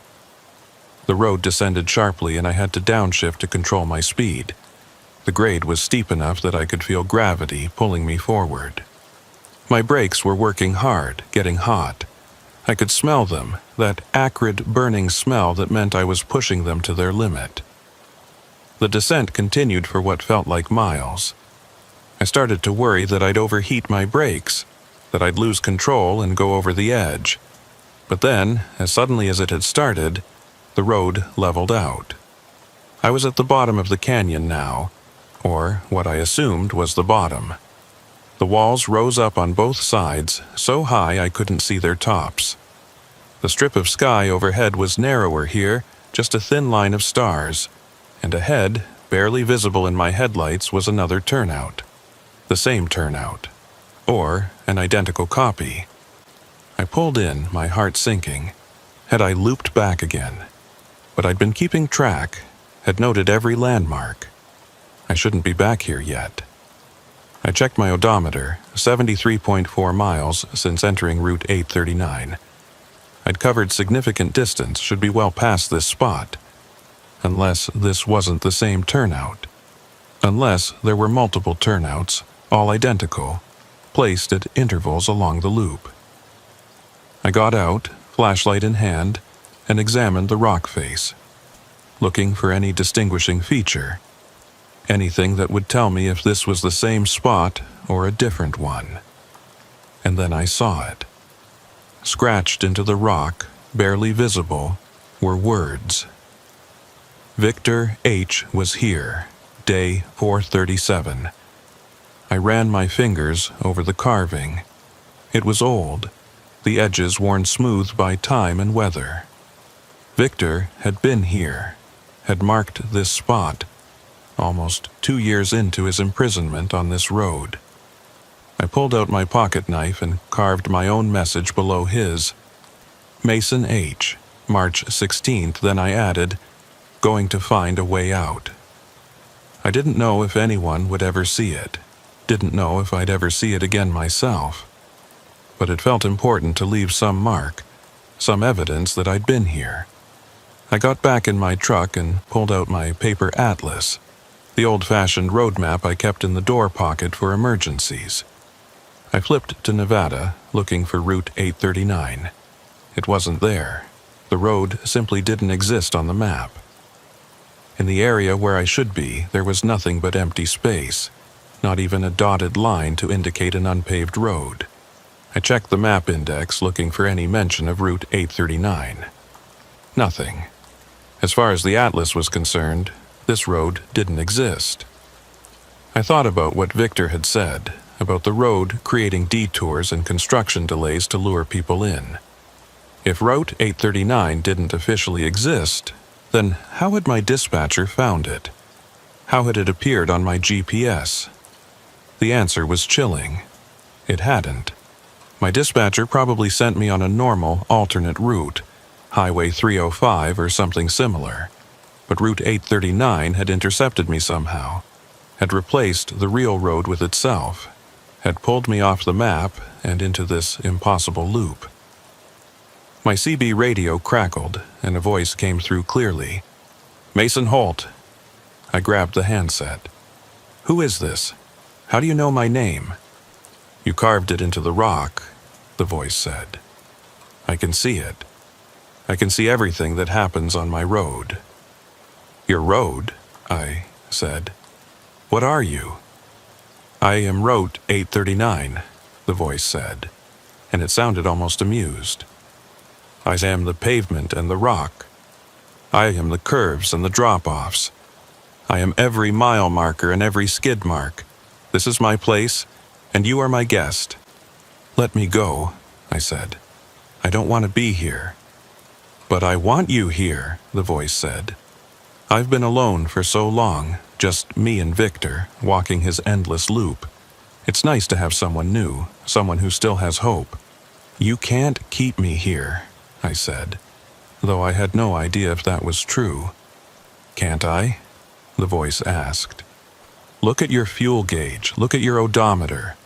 Look at the date on your phone. I can make time move however I want. Can make distance stretch or shrink. Can make your truck run forever or die in an instant. This is my world, Mason. You're just living in it. Why?" I asked.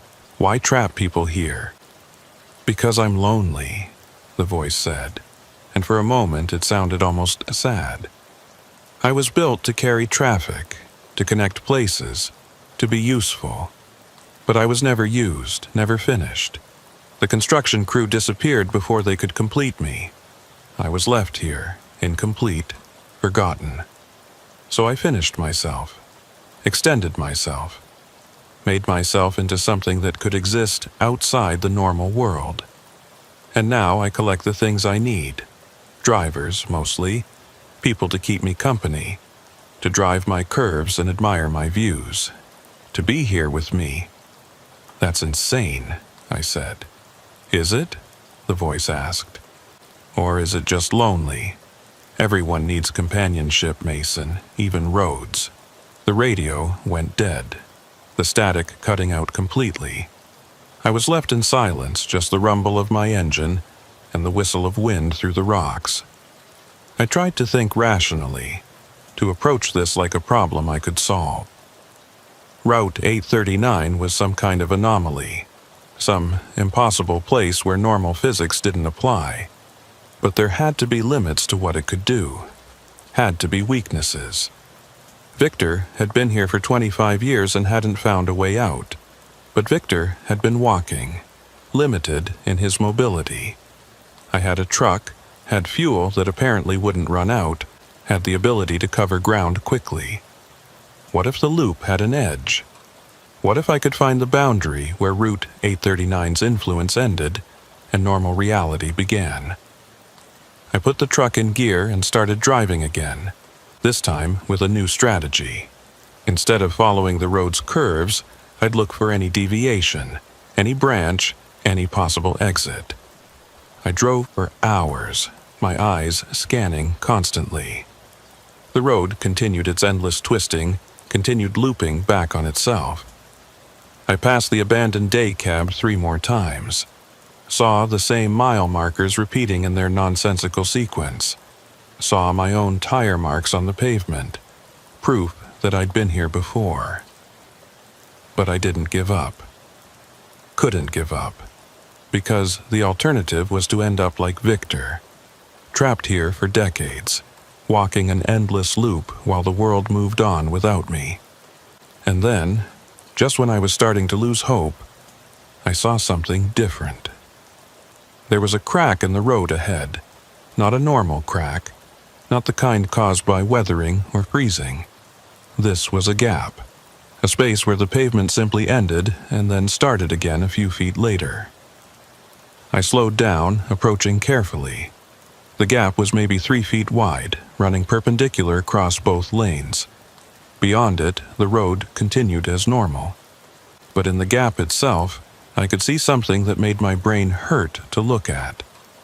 It wasn't empty space. It was something else, something that shifted and moved, that was multiple colors and no color at the same time.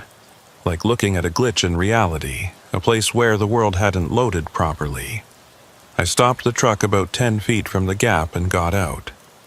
The cold air hit me, but I barely noticed it. I walked toward the gap slowly, the flashlight in my hand, though the beam seemed to bend and distort as it approached the crack. When I got close enough to look down into the gap, I saw more of that shifting, impossible non-space. And underneath it, or maybe beyond it, I could see glimpses of something else, other roads, other places. Flashes of reality that might have been the world I'd left behind. I'd found it. The edge of Route 839's domain. The boundary between the impossible and the real. Now I just had to figure out how to cross it. I stood at the edge of that crack in reality, staring down into the impossible space between. My flashlight beam twisted and fragmented as it hit whatever was in that gap, breaking into colors that shouldn't exist, creating shadows that pointed in wrong directions. Every instinct I had screamed at me to back away, to get in my truck and drive far from this place. But this might be my only chance. My only way out of this loop. I crouched down, getting as close to the edge as I dared. The crack was wider than I'd first thought, maybe 4 feet across, too wide to simply step over, and I had no idea how deep it went, or if depth even meant anything in a space that didn't follow normal rules. I stood up and went back to my truck, thinking. I could try to jump the gap, but 4 feet was a long way, especially with an uncertain landing on the other side. If I missed, if I fell into that crack, I didn't know what would happen. Might fall forever. Might cease to exist. Might end up somewhere worse than Route 839. What I needed was a way to bridge the gap. Something solid I could use to cross safely. I looked at my trailer. It was hauling pallets of computer equipment, all strapped down and secured. But there might be something I could use. I opened the trailer doors and climbed inside, shining my flashlight across the cargo. The pallets were wrapped in plastic, but I could see what was underneath. Servers, mostly, rack-mounted units in cardboard boxes, and underneath those, wooden shipping pallets. Long, sturdy planks of wood held together with nails. I grabbed my tire iron from the cab and used it to pry apart one of the pallets. The wood was solid, the planks about 8 feet long. Perfect. It took me 20 minutes to dismantle 3 pallets and drag the planks to the crack. I laid them across the gap, side by side, creating a makeshift bridge. The planks rested on the pavement on both sides, spanning that impossible space. I tested the bridge carefully, putting my weight on one plank at a time. They held. The wood creaked but didn't bend or crack. It would support me, but would it support my truck? The truck weighed over 30,000 pounds loaded. No way these wooden planks could handle that kind of weight. They'd snap like toothpicks. I'd have to cross on foot, leave the truck behind and hope that whatever was on the other side would lead me back to normal roads. I went back to the cab and grabbed my wallet, my phone, and my jacket. Everything else would have to stay. The cargo, the truck, all of it. Maybe Route 839 could have it, as long as I got out. I stood at the edge of the crack again, looking at my makeshift bridge. 3 planks of wood spanning a gap in reality. It should have been absurd, should have been impossible. But everything about this place was impossible, so why not this too? I took a breath, steadied myself, and stepped onto the first plank. It held. I took another step, then another. The wood creaked under my weight but didn't break. I was halfway across now, balanced over that shifting, impossible space. I tried not to look down, tried not to think about what would happen if I fell. One more step, another. My foot touched pavement on the other side. I'd made it across. I turned back to look at my truck, sitting there on the far side of the gap. I'd left the headlights on, and they illuminated the bridge I'd just crossed, the planks looking fragile and temporary in the harsh light. And then I saw movement behind the truck, a figure walking slowly down the road toward my position. Victor. He must have heard my truck, must have followed the sound. He was maybe 100 yards back, but closing the distance with that same steady pace I'd seen before. "Victor!" I shouted. "There's a gap here, a way across." He stopped, tilted his head like he was listening. Then he started walking again, faster now. I watched him approach, hope rising in my chest. If I could get Victor across, if I could bring him back to reality with me, then at least something good would come from this nightmare. Victor reached my truck and stopped, staring at the bridge. Then he looked across at me, and I saw something in his expression that killed my hope. He was shaking his head. "What's wrong?" I called out. "You can cross. The planks will hold your weight." "It's not about the planks," Victor shouted back. "The gap won't let me through. I told you, I can't leave my route. You don't know that for sure. Just try." Victor stood there for a long moment, considering. Then he nodded and stepped onto the first plank. Immediately, the wood burst into flames. Not normal fire. This burned white hot, so bright I had to shield my eyes. Victor screamed and jumped back, stumbling away from the bridge. The flames consumed the plank in seconds, leaving nothing but ash that fell into the gap and disappeared. "Victor!" I shouted. "Are you okay?" He was on his knees next to my truck, holding his foot. Even from this distance I could see smoke rising from his shoe. But after a moment he stood up, tested his weight. He was hurt, but not seriously injured. "I told you," he called across. "The road won't let me go. You made it across, Mason. You're free. Don't waste it." "I can find help," I said. "I can bring people back, rescue you somehow." Victor laughed, but it was that sad laugh again. "You think you're the first person to say that? Go, Mason, live your life. And if you remember, tell Catherine I tried to come home." The remaining 2 planks suddenly caught fire, burning with that same impossible white flame. In seconds they were gone, leaving the gap open again, impassable. I stood there watching Victor on the other side. He raised his hand in a wave, then turned and started walking back down the road, back into the loop that was his prison. I wanted to call after him, wanted to promise I'd find a way to help, but the words stuck in my throat, because I knew they'd be empty promises. If Victor couldn't cross that gap, if Route 839 held him that tightly, then there was nothing I could do. I turned away from the gap and started walking down the road ahead of me. This side felt different already. The air was warmer, the darkness less oppressive. And after about 50 yards I saw something that made my heart leap. A road sign. It was a normal green highway sign, well lit and maintained. I-80 east 2 miles. I'd made it. I was back on a real road, heading toward a real highway. Route 839's influence was behind me. I walked those 2 miles in what felt like no time at all. And then I was standing on the shoulder of I-80, watching normal traffic flow past. Cars and trucks, all moving at highway speeds, all following the normal rules of physics and reality. I walked along the shoulder, my thumb out, hoping someone would stop. After maybe 20 minutes, a pickup truck pulled over.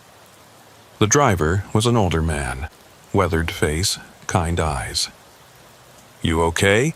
he asked through the open window. "Your truck break down?" "Something like that," I said. "Can you give me a ride to the nearest town?" "Sure, hop in."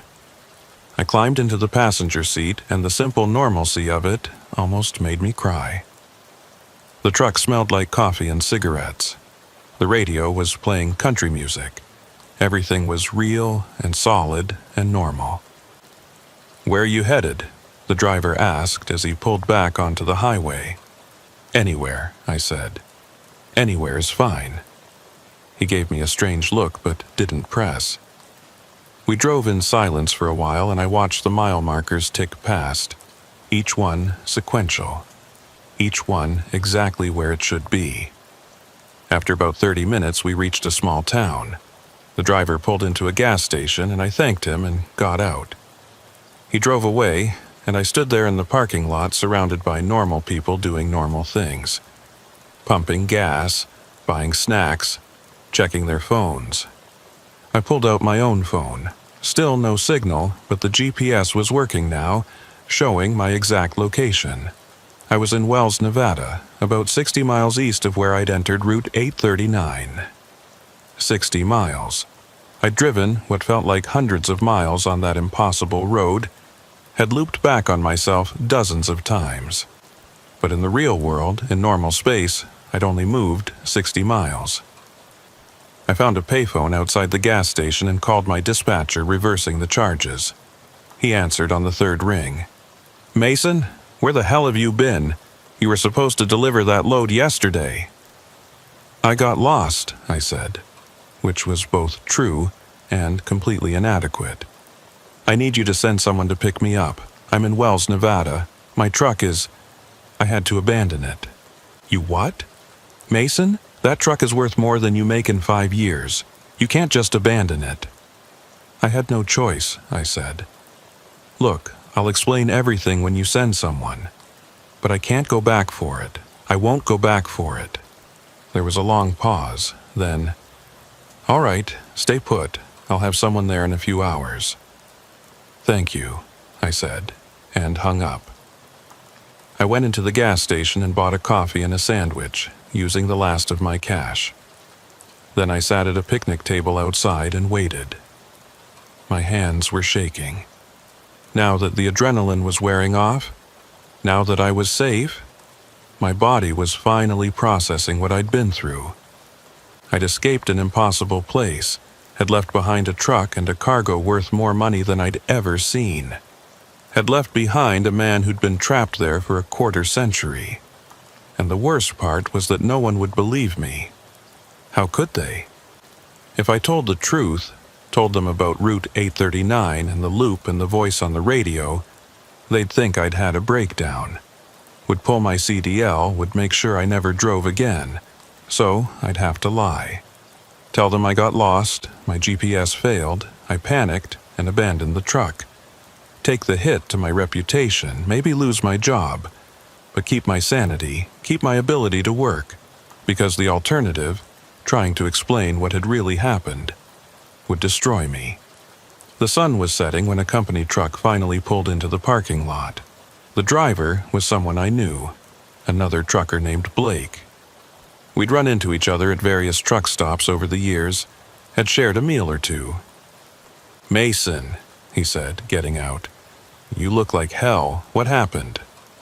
"Got lost," I said, keeping it simple. GPS failed, took a wrong turn. Spent all night trying to find my way back. Blake nodded, accepting the story without question. "It happens. This area's tricky. Lots of side roads that don't show up on maps. You're lucky you didn't end up stuck in some canyon somewhere." I almost laughed at that. Almost. "Come on," Blake said. "I'll drive you back to Reno. You can crash in my sleeper cab, get some rest." I followed him to his truck and climbed in. As we pulled onto I-80, heading west, I couldn't help looking south, toward where Route 839 should be, but there was nothing there. Just empty desert. No road, no sign of the canyon I'd escaped from, like it had never existed at all. Blake drove, and I lay in the sleeper cab, exhausted but unable to sleep. I kept thinking about Victor, walking his endless loop. Kept thinking about that voice on the radio, claiming to be the road itself, claiming to be lonely. And I thought about my truck, still sitting there on the far side of that gap. Would Route 839 absorb it, make it part of the loop? Or would it just sit there forever, abandoned, a monument to my escape? I didn't know, didn't want to know. All I wanted was to get back to civilization, to normal roads and normal deliveries, to forget this ever happened. But I knew I'd never really forget.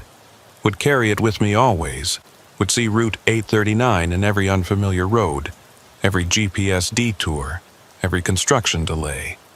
And I'd always wonder, what happened to the others? The drivers Victor had seen, the ones who'd disappeared. Had they found a way out like me? Or were they still in there somewhere, trapped in some part of the loop I'd never seen? There were no answers to these questions. Only the knowledge that impossible things exist, that there are places where reality breaks down, where the normal rules don't apply, and that I'd been lucky enough, or unlucky enough, to find one and escape.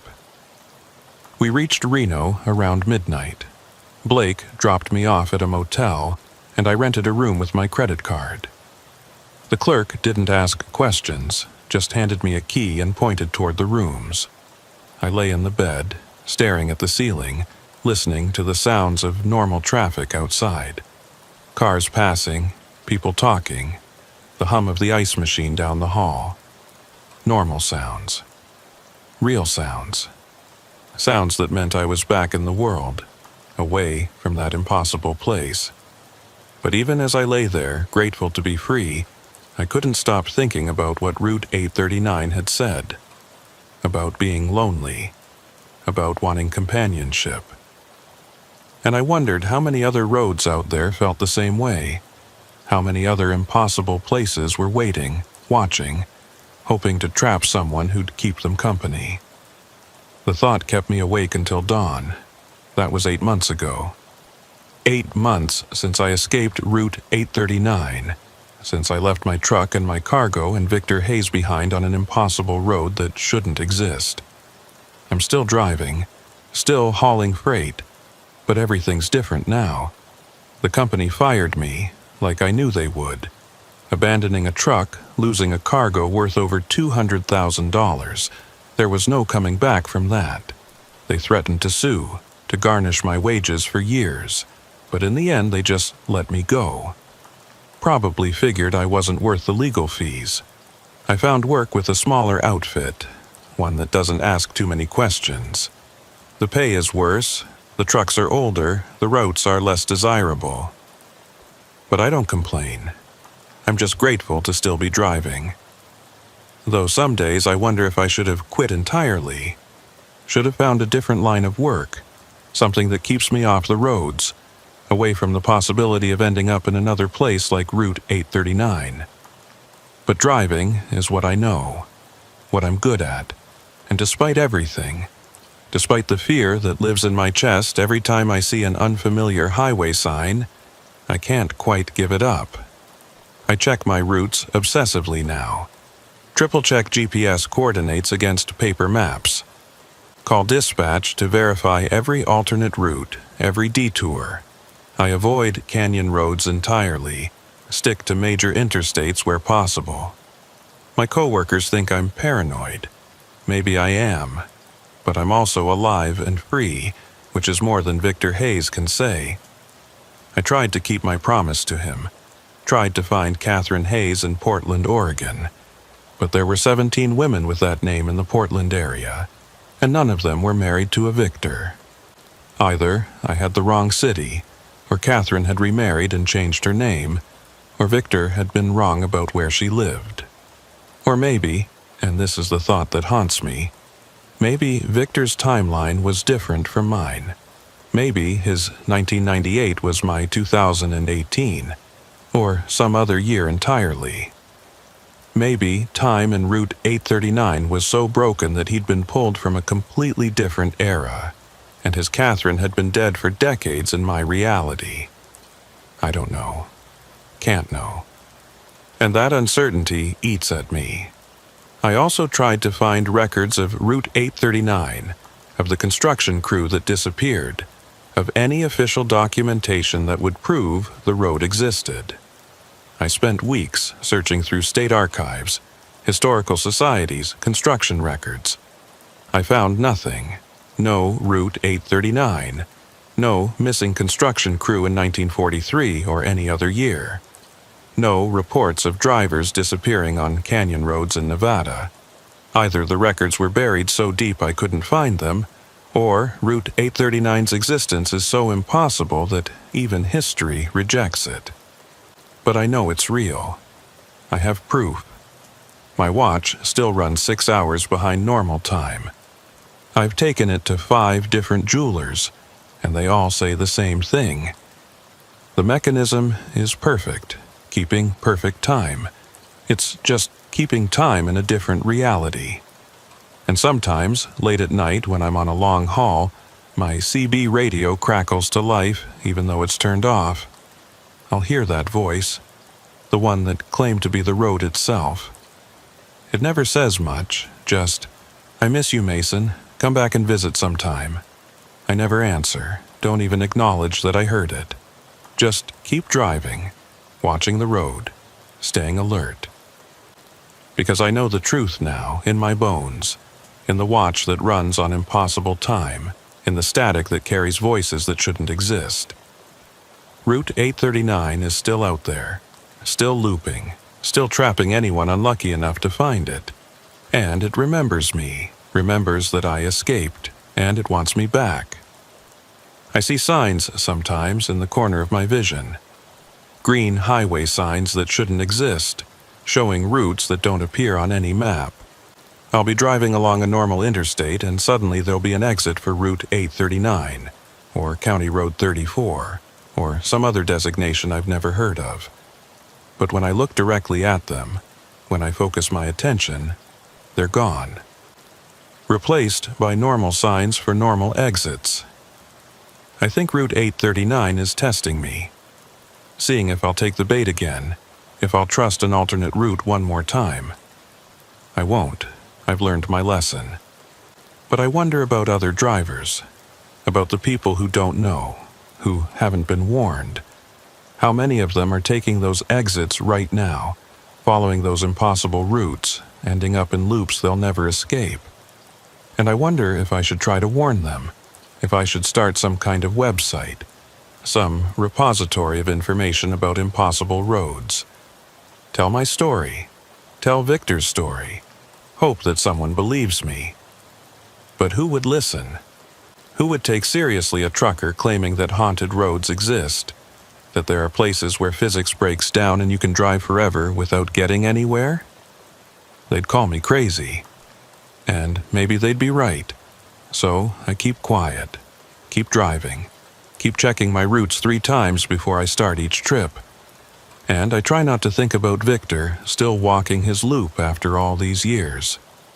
Try not to wonder if he's given up hope, if he's stopped counting days, if he even remembers what the real world looks like anymore. But I do think about him every day. Every time I see a canyon road, every time my GPS suggests an alternate route, every time that voice crackles through my CB radio. I think about how I escaped, and he didn't. About how arbitrary it seemed, how there was no reason I should have found that gap in reality, and he should have missed it for 25 years. Survivor's guilt, I guess. The feeling that I got lucky when I shouldn't have, that I'm driving free roads while a decent man walks an endless loop in an impossible place. It's why I still drive, despite the fear, despite knowing what's out there. Because if I quit, if I hide from the roads, then Victor's sacrifice, and it was a sacrifice, him staying behind so I could cross that gap, would be meaningless. So I drive, and I watch, and I hope that somehow, someday, Victor finds his own way out. I'm in Wyoming now, hauling a load of construction materials to a site near Cheyenne. It's a clear night, stars visible from horizon to horizon. The kind of night that used to make me feel free, like I was part of something bigger than myself. Now it just makes me feel small, vulnerable. like anything could be hiding in that darkness between the stars. My phone buzzes with a message from dispatch. I pick it up at a red light, expecting a routine update about delivery times or fuel prices. Instead, it's a route change. Construction on I-80, they say. Need to take an alternate route through some canyon country. They've already uploaded it to my GPS. My hands start shaking. I pull over onto the shoulder, engine idling, and just sit there. This could be legitimate. Could be real construction, a real alternate route, nothing unusual at all. Or it could be Route 839 reaching out again, testing me, trying to lure me back. I call dispatch. The night dispatcher answers, someone I don't recognize. "This is Mason Holt," I say. "I just got a route change. Can you verify it's legitimate?" "1 second," she says. I hear typing. "Yeah, I've got it here. Major accident on I-80, both lanes blocked. This alternate route will save you about 4 hours. It's all good roads, maintained state routes." "What's the route designation?" I ask. More typing. "Let's see, Highway 287 South then. That's weird." My stomach drops. What's weird? The route code isn't showing up correctly. It's just displaying as a series of numbers. Probably a glitch in the system. But the GPS coordinates are solid. You'll reconnect with I-80 about 60 miles east of the construction. "I'm not taking it," I say. "I'll wait out the construction." "Mason, that could be 6 hours or more. You'll miss your delivery window." "I don't care," I say. "Find me a different route or I wait." There's a pause, then, "All right, let me see what else I can find. Give me a few minutes." I sit there on the shoulder, watching normal traffic flow past. Cars and trucks, all following their routes, trusting their GPS systems, never questioning where they're being led. And I wonder how many of them will take that alternate route. How many will end up in a place like Route 839, trapped in a loop they can't escape. The dispatcher calls back. "Okay, I've got you on Highway 287 South, then cutting east on State Route 70. It'll add about 90 minutes to your trip, but it's all verified roads, no weird glitches." "Send it," I say, relief washing over me. The new route appears on my GPS.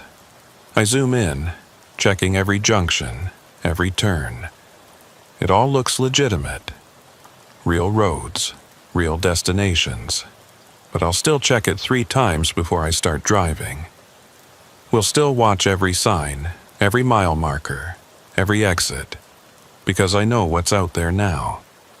Know that impossible things exist, that there are roads that hunt, and I know that Route 839 is patient. It's got nothing but time. It'll wait for me to let my guard down, to trust my GPS one time too many. But I won't give it that chance.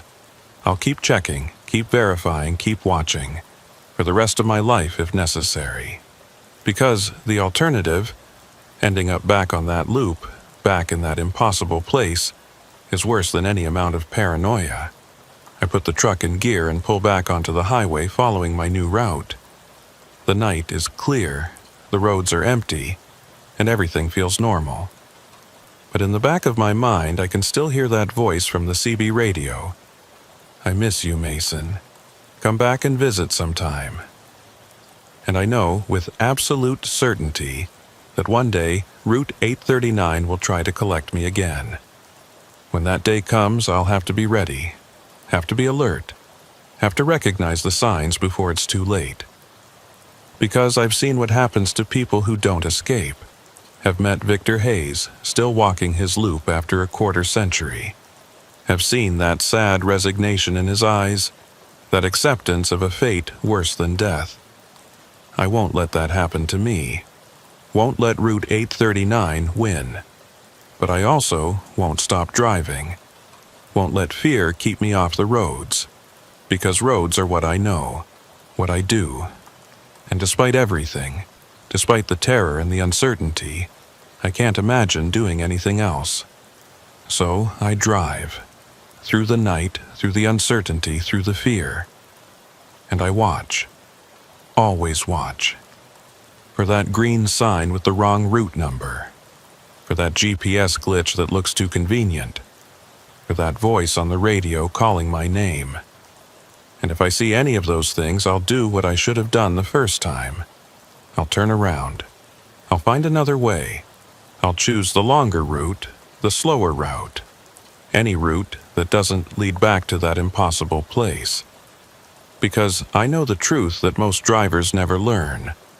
Some shortcuts cost more than time. Some shortcuts cost everything. And Route 839 is still out there, waiting in the spaces between real roads, hungry for company, patient as stone. It let me go once. It won't let me go twice.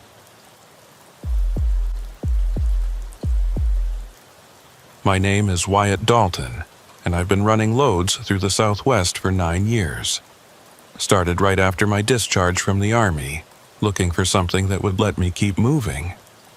Trucking turned out to be perfect for that. Long hours, empty roads, endless miles. After 2 tours in Afghanistan, I'd had enough of noise and chaos. Give me a quiet cab and an open highway any day. This happened in late September, about 4 months ago. I was hauling agricultural equipment from Fresno to Phoenix, a route I'd run maybe 100 times. Straightforward drive, mostly I-5 south, then I-10 east through the desert. I left Fresno around 4 p.m. on a Friday, planning to drive through the night. By 11 p.m., I was deep in the desert between Indio and Blythe, that stretch where there's nothing but sand and rock. The moon was almost full, bright enough to see rock formations casting long shadows. I'd been driving for 7 hours straight, feeling that low-grade fatigue from staring at the same road too long. I still had 4 hours ahead and needed to stop, stretch my legs, maybe close my eyes for 20 minutes. The problem was finding a good place. This section of I-10 doesn't have many rest areas. I could push on to Blythe, but that was still 30 miles ahead, and I needed to stop now. That's when I saw the turnout. It appeared on my right, marked by a brown sign. Canyon View Rest Area. I didn't remember seeing this rest area before, but I'd been running this route for years, sometimes on autopilot. Maybe it had always been there. I took the exit. The off-ramp descended steeply, the pavement cracked and weathered, with sand drifting across it. The rest area was a quarter mile from the interstate, tucked between 2 rocky hills. As I descended, highway traffic faded quickly. By the time I reached the bottom, I couldn't hear the interstate at all. The rest area was small, gravel parking lot for maybe 3 vehicles, a single light pole that wasn't working. My headlights swept across a picnic table, a trash can, and an information board. At the far end, a hiking trail led into the rocks. No other vehicles. I had the place to myself. I parked, left the engine running, and climbed down. The silence hit me immediately. No traffic noise, no wind, nothing. Complete silence that made my ears ring. I walked to the information board. Behind yellowed plexiglass was a faded map showing hiking trails and geological features. According to the map, this rest area provided access to something called Whispering Canyon, a geological formation created by wind erosion. The trail led about a mile to a natural amphitheater with unusual acoustic properties. I'd never heard of Whispering Canyon, but that didn't mean much. I turned back toward my truck and noticed the picnic table. There was something on it, a notebook lying open. I approached slowly, my unease growing. I picked it up carefully. A standard spiral notebook, pages filled with different handwriting, different pens, entries from different people. The first entry was dated July 15th, 2019. Stopped here around midnight. Weird place. Very quiet. Walked partway down the trail but turned back when I started hearing things. Probably just wind, but it sounded like voices. More entries followed, dozens spanning 4 years, all describing similar experiences. The unusual silence, the feeling of being watched, voices in the canyon, a common thread of unease. The most recent was dated 3 days ago, second time stopping here. I know I shouldn't come back, but I feel drawn to this place. Walked down the trail tonight, got halfway, heard my name, clear as day. No one else here. I need to stop coming here, but I don't think I can. I closed the notebook, hands shaking. This was wrong. I should get back in my truck and leave right now. But curiosity was stronger. I wanted to see what was down that trail. I walked to the trail entrance. A weathered wooden sign, whispering Canyon 1 mi. I pulled out my phone, turned on the flashlight. The beam showed the trail clearly for about 30 feet. Beyond that, shadows and rock. No phone signal, not surprising. The time showed 11:47 p.m. I'd give myself an hour, then head back. I started walking. The trail descended between rock formations, walls close enough to touch. The rock was dark, almost black, with a strange melted texture. After 10 minutes, I heard something. A faint sound, rhythmic, like breathing, too deep and slow to be from any animal. It came from deeper in the canyon, rising and falling like the canyon itself was breathing. Wind, I told myself. Just wind through the rocks. The walls grew higher, closing in overhead. The breathing sound got louder, and underneath it, something else. Voices, talking in low tones, too quiet to understand. I stopped. Hello? My voice echoed off the canyon walls, distorting, transforming into something that didn't quite sound like a word anymore. No response, just that breathing and those faint voices. I should turn back, but the canyon was only a mile from the parking lot. I had to be close. I continued, walking faster. The trail descended more steeply. The walls were so high I couldn't see their tops anymore. Then the trail opened into the canyon, a natural amphitheater, roughly circular, maybe 100 feet across. Walls rose up all around, creating an enclosed space. In the center was flat, packed sand, and around the edges were rock formations that looked like seats arranged in tiers. I stood at the edge, shining my flashlight. The beam didn't reach the far side, but I could see enough. It was beautiful in a stark, alien way, and completely silent. Even the breathing had stopped. I walked to the center and turned in a slow circle. That's when I heard the voice, clear and distinct. Finally, someone came. I spun around, flashlight searching. No one. The canyon was empty. "Who's there?" I called out. "Show yourself." Silence. Then, from a different direction. "We've been waiting so long, calling and calling, but no one comes anymore. Where are you?" "Everywhere. We're part of the canyon now, have been for a long time. Who are you?" "Travelers. Like you. We stopped at the rest area, walked down the trail, came into the canyon, and then we couldn't leave." "What do you mean, couldn't leave?" I backed toward the trail entrance. The canyon doesn't let go. Once you're deep enough, once you reach the center, it holds you, makes you part of it. We've been trying to warn people, but we can only whisper, can only call. And some people, like you, they hear and come anyway. I'd reached the trail. I turned and ran, flashlight bouncing wildly. Behind me, laughter. Not cruel, but sad. Resigned. "Run if you want, but you'll come back. They always come back." I ran as fast as I could, lungs burning. The trail seemed longer going up, the same rocks, same curves, over and over, like I was running in place. But finally, I saw light ahead. My truck's headlights. I burst into the parking lot, chest heaving. My truck was right where I'd left it, engine running. I threw myself into the cab, slammed the door, locked it, and floored the accelerator. I drove for an hour without stopping, hands locked on the wheel. Finally, near Blythe, I pulled into a well-lit truck stop and just sat there, letting my heart rate return to normal.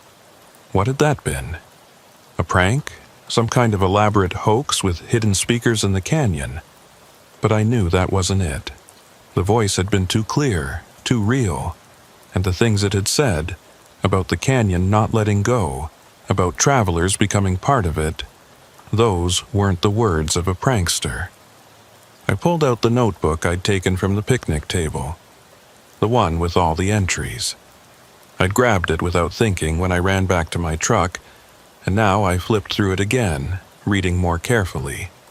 Every single entry mentioned feeling drawn to the place, mentioned hearing voices, mentioned the canyon calling to them, and several of the later entries were from the same people, coming back again and again despite knowing they shouldn't. The last entry, the one from 3 days ago, had been written by someone who'd already visited the rest area once before. They'd come back because they felt drawn to it, because the canyon was calling them. I set the notebook aside and rubbed my eyes. I was exhausted, the adrenaline crash hitting hard. I needed to sleep, but I was afraid to close my eyes, afraid of what I might hear if I did. I walked into the truck stop and bought the largest coffee they had, along with some energy drinks and snacks. The clerk was a middle-aged woman with kind eyes, and just seeing another human being having a normal transaction helped ground me. "Long night?" she asked as she rang up my purchases. "You have no idea," I said. "Well, you be careful out there," she said. "Lots of weird stretches of road in the desert. Easy to see things that aren't there when you're tired." "Yeah," I said, accepting the bag. "Thanks." I went back to my truck and sat in the cab, drinking coffee and eating a candy bar. The sugar and caffeine helped, sharpened my mind. I needed to think about this logically, rationally. I'd stopped at a rest area. I'd walked down a trail. I'd heard something in a canyon that had scared me. All of that was factual, verifiable. The voice I'd heard could have been explained in multiple ways. Acoustic anomaly, wind in the rocks, my own tired mind playing tricks on me. Nothing supernatural, nothing impossible. And yet, I couldn't shake the feeling that something had been in that canyon, something that wanted me to stay. I pulled out my phone and searched for information about Whispering Canyon. No results. Searched for Canyon View Rest Area. Nothing. Searched for rest areas on I-10 between Indio and Blythe. Found a list of official rest stops, none of which matched the description of where I'd been. According to the internet, the rest area I'd stopped at didn't exist. I sat there for a long time, staring at my phone screen, trying to make sense of it. Finally, I started the engine and pulled back onto the interstate. I had a delivery to make in Phoenix, and I was already behind schedule. But as I drove, I couldn't stop thinking about that canyon, about the voice that had said I'd come back. I wouldn't. I'd make sure of it. I'd take a different route on my return trip, avoid this entire section of highway if I could. But even as I told myself that, a small part of me wondered if it was true. Because the voice had been right about one thing, I could still hear it. Faint and distant, but there, calling my name, drawing me back. And I didn't know if I had the strength to resist it forever. I made my delivery in Phoenix Saturday morning, unloaded, got my paperwork signed, and should have headed straight back to Fresno. Should have. Instead, I sat in a Phoenix diner, staring at a map on my phone. At the stretch of I-10 between Blythe and Indio, I'd marked where the rest area had been, but satellite view showed nothing. No access road, no parking lot, no trail, just empty desert. I pulled out the notebook I'd taken from the picnic table. Flipped through it again, reading more carefully. Every entry mentioned feeling drawn to the place, hearing voices, the canyon calling. Several later entries were from the same people, coming back again and again despite knowing they shouldn't. "More coffee?" The waitress stood next to my booth. "No thanks, just the check." She set it down, then looked at me. "You okay? You look like you've seen a ghost." Something like that. She nodded. "The desert does that to people. My grandfather used to say the desert has memories, and sometimes those memories leak out." "He was crazy as hell," she added with a smile. "But maybe crazy and wise aren't so different." I paid and left. It was mid-afternoon, heat pressing down. I should head back to Fresno, forget about the rest area.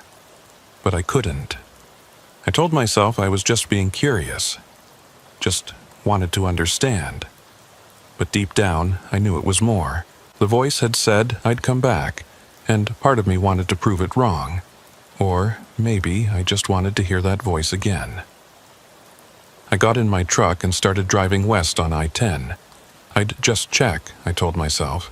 Just drive past, see if it was there. If it wasn't, fine. If it was, I'd keep driving. But I knew I was lying. The drive took 2 hours. I kept watching for that brown sign. Started doubting myself. Maybe I'd been wrong. Maybe it hadn't existed at all. Then I saw it. Canyon View Rest Area. My heart rate picked up. It was real, still there. I passed without slowing, keeping my promise. But a mile down the road, my foot eased off the accelerator. Before I realized what I was doing, I was executing a U-turn. I drove back and took the exit. The access road descended, traffic faded. Within moments, that bubble of silence, isolated from the world. The parking lot looked the same. I parked and sat with the engine running. Part of me screamed to leave, but another part wanted to walk that trail again, wanted to go back to the canyon. I checked my phone. 4:37 p.m. Saturday, September 28th. Full daylight. Safer than night. I grabbed my flashlight and got out. The silence hit again. In daylight, with sun high, it should have been full of noise. Birds, insects, wind, but there was nothing. The notebook was still on the picnic table. I added my own entry, first visit, Friday night. Heard voices, ran back, tried to find this place online, no record. But here I am again, 24 hours later. I know I shouldn't be here, but I need to understand. If anyone reads this, turn around, don't go down the trail, just leave while you can. WD. September 28th. I walked to the trail and started down. The trail looked different in daylight, less ominous. I could see variations in the rock, sparse vegetation.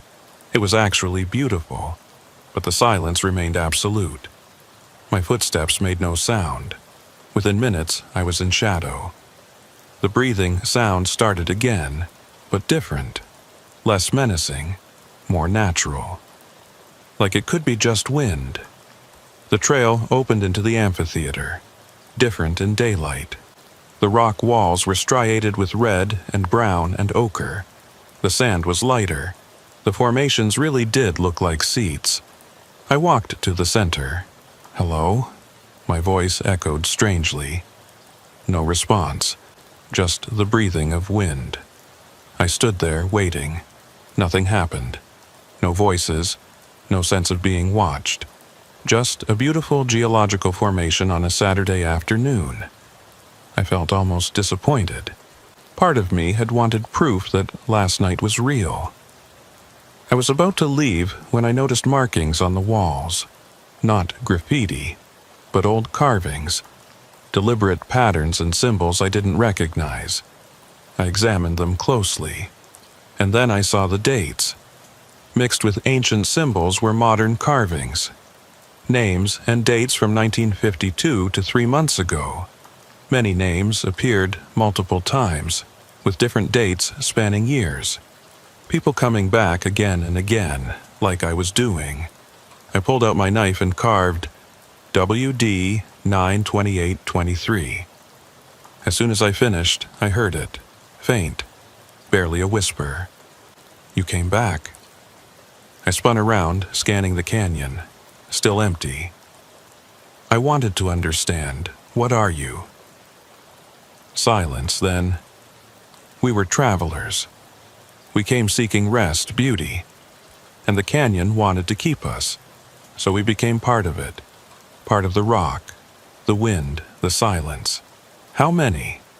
Dozens, spanning decades. Some barely remember being anything else. Some are new, still fighting. Fighting what? The integration. The canyon draws you in, visit by visit. First time, you're just a visitor, but if you come back, you leave a piece behind. Each return, you leave more. Until there's not enough left to leave. Then you stay forever. I looked at the repeated names carved in the wall. These people, did they all become part of the canyon? Most. A few stayed away after the first visit, but most came back. The canyon calls, and it's hard to resist. I can resist. Sad laughter. That's what we all thought. But then once more became twice more. Became a dozen times. Until we couldn't remember why we'd wanted to leave. When did you first come? 1967. I was driving LA to Tucson. Found this beautiful canyon. I was a photographer. Knew this would make incredible images. So I came back. Again and again, each time more connected, until I realized I couldn't leave anymore. My body was still here, but I was part of the rock. Why call people here if you know what happens? We don't want to, but the canyon uses us. It needs new visitors, new energy. We're the bait. All we can do is put warnings in our calls, hope people hear the fear underneath. I stood there, absorbing it. If this was true, I was already in danger. I'd left a piece of myself. The next visit would take more. I'm not coming back. This is the last time. You think you can. But you'll feel the pull. You're feeling it already. This place knows you, understands you, like nowhere else does. I wanted to deny it. But standing in this canyon, surrounded by impossible silence, I felt more at peace than I had in years. Since before Afghanistan, this place offered silence where memories couldn't find me. You see, the canyon knows what you need. It offers peace, quiet, rest. All it asks is that you stay. That's not a fair trade, isn't it? What's waiting for you? More empty roads, more lonely nights, more running from things you can't escape. Here, you could finally rest. I shook my head, backing away. I have a life out there. Do you? When was the last time you called your mother? You've been running for years, Wyatt, from your memories, from your pain. You're tired of running. You want to rest. It knew my name. I hadn't told it. How do you know my name? I can read what you wrote in the notebook, and I can feel your presence, your history, your pain. The canyon seeks the wounded, the lonely, the lost, because they need what it offers most. I was at the trail entrance. I'm leaving, and I'm not coming back. You will. You'll try to stay away, might last a few days, but you'll dream about this place. Think about it constantly until you convince yourself one more visit won't hurt. But each visit makes you weaker, makes the pull stronger. Goodbye, I said, and ran. Goodbye, Wyatt, the voice called after me. We'll see you soon. I ran up that trail faster than I had the night before, my heart pounding, my breath coming in gasps. The trail seemed to stretch on forever, curve after curve, ascent after ascent. But finally, I burst out into the parking lot, into the fading afternoon light. My truck was still there, engine silent now. I'd turned it off this time before entering the trail. I ran to it, threw myself in, started it up. The engine roared to life, the most beautiful sound I'd ever heard. I tore out of the parking lot and up the access road back to the interstate. Within minutes, I was on I-10 heading west, surrounded by normal traffic, normal sounds, normal reality. But even as I put miles between myself and the canyon, I could feel it. A faint tug, like a string attached to my chest, pulling me back, and I knew the voice had been right. I would come back. The only question was when. I lasted 5 days. 5 days of trying to convince myself the canyon was nothing special, that I was in control. But every night I dreamed of that place, the silent amphitheater, the peace. I'd wake up feeling the pull, that invisible string drawing me back. On the 6th day, I was in Bakersfield picking up almonds for Las Vegas. The route would take me within 20 miles of the canyon. I told myself I'd just drive past. But when I saw that brown sign, Canyon View Rest Area, something broke inside me. I took the exit. This time I didn't hesitate. I just parked and walked straight to the trail, like coming home. I added a new entry to the notebook. 3rd visit. Told myself I wouldn't come back. The pull is stronger now. Can't stop thinking about this place. I know it's a mistake. WD, October 3rd. I walked down in the fading evening light. I knew this path now, knew every curve. It felt familiar, comfortable. The canyon greeted me, the breathing sound welcoming, and the voices started before I'd even reached the amphitheater. Welcome back, Wyatt. We knew you'd return. You're almost ready. Multiple voices now, blending into a chorus that remained perfectly clear. I walked to the center. I tried to stay away. We know. But the canyon is part of you now, just as you're becoming part of it. Can you feel it? The connection growing stronger. I could. A warmth spreading through my chest. A sense of belonging I'd never felt anywhere else. What happens now? Now you choose. You can leave again, fight the pull for a few more days. Each time will be harder. Or you can accept what's inevitable. You can stay. Stay. You mean become like you? Part of the canyon? Yes, it's not painful, not frightening. You'll simply integrate. Your consciousness will expand beyond your body, become part of this place. You'll experience time differently, perception differently. Free from pain, from fear, from all that plagues you. I'll be dead. You'll be transformed. Death implies an ending. This is a transition, a change of state. Your body will remain preserved, but your mind will join with ours. You'll become part of something larger. I thought about my life. My job, driving the same routes. My empty apartment. Strained relationships with family who didn't understand. The loneliness, the constant running from memories. And this place where silence reigned and peace was absolute. Where I could finally stop running. How long do I have to decide? As long as you need. Though the decision's already been made, you feel it. You know this is where you belong. I did. Had felt it since the first night. Can I walk around, think about it? Of course.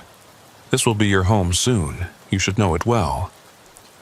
I walked the perimeter, examining the formations. Some looked like seats, smooth and curved. Others formed archways and alcoves. In one alcove I found a body. Sitting against the wall, natural position, like someone who'd rested and never gotten up. Remarkably preserved despite being there long. Clothes from the 1980s. Peaceful expression. That's Marcus, the voices said. He came in 1907, photographer from LA. Was one of us before his body gave out. I backed away, heart racing. This was real. People really did become part of this canyon, merge with it, lose their physical forms. I found more alcoves with more bodies, 7 total, all peaceful. Some recent, some ancient, clothes nearly disintegrated. How many voices? 43. From 1952 to last year. The older ones rarely speak anymore. They've integrated so completely they don't remember words. They're just silence now. 43 people. I was about to become number 44. Over the next 2 weeks, I visited 6 more times. Each visit, I stayed longer, went deeper. The voices became clearer. I learned their stories. Marcus, the photographer. Jennifer, a trucker like me, 2003. Eduardo, geology professor, 1974. All told similar stories. Initial visit, the pull. Gradual realization they belonged here. Finally, the conscious decision to stay, to integrate. With each visit, I felt myself moving closer to that decision. On my 10th visit, I brought supplies. Food, water, sleeping bag, told myself it was just in case. But I knew I was preparing to stay.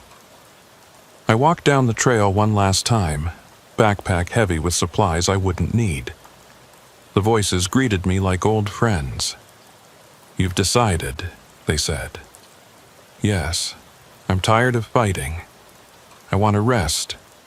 Then rest. Find a place that feels right. Sit down. Let go. We'll guide you through. Peaceful. Painless. Like falling asleep." I walked around looking for the right spot.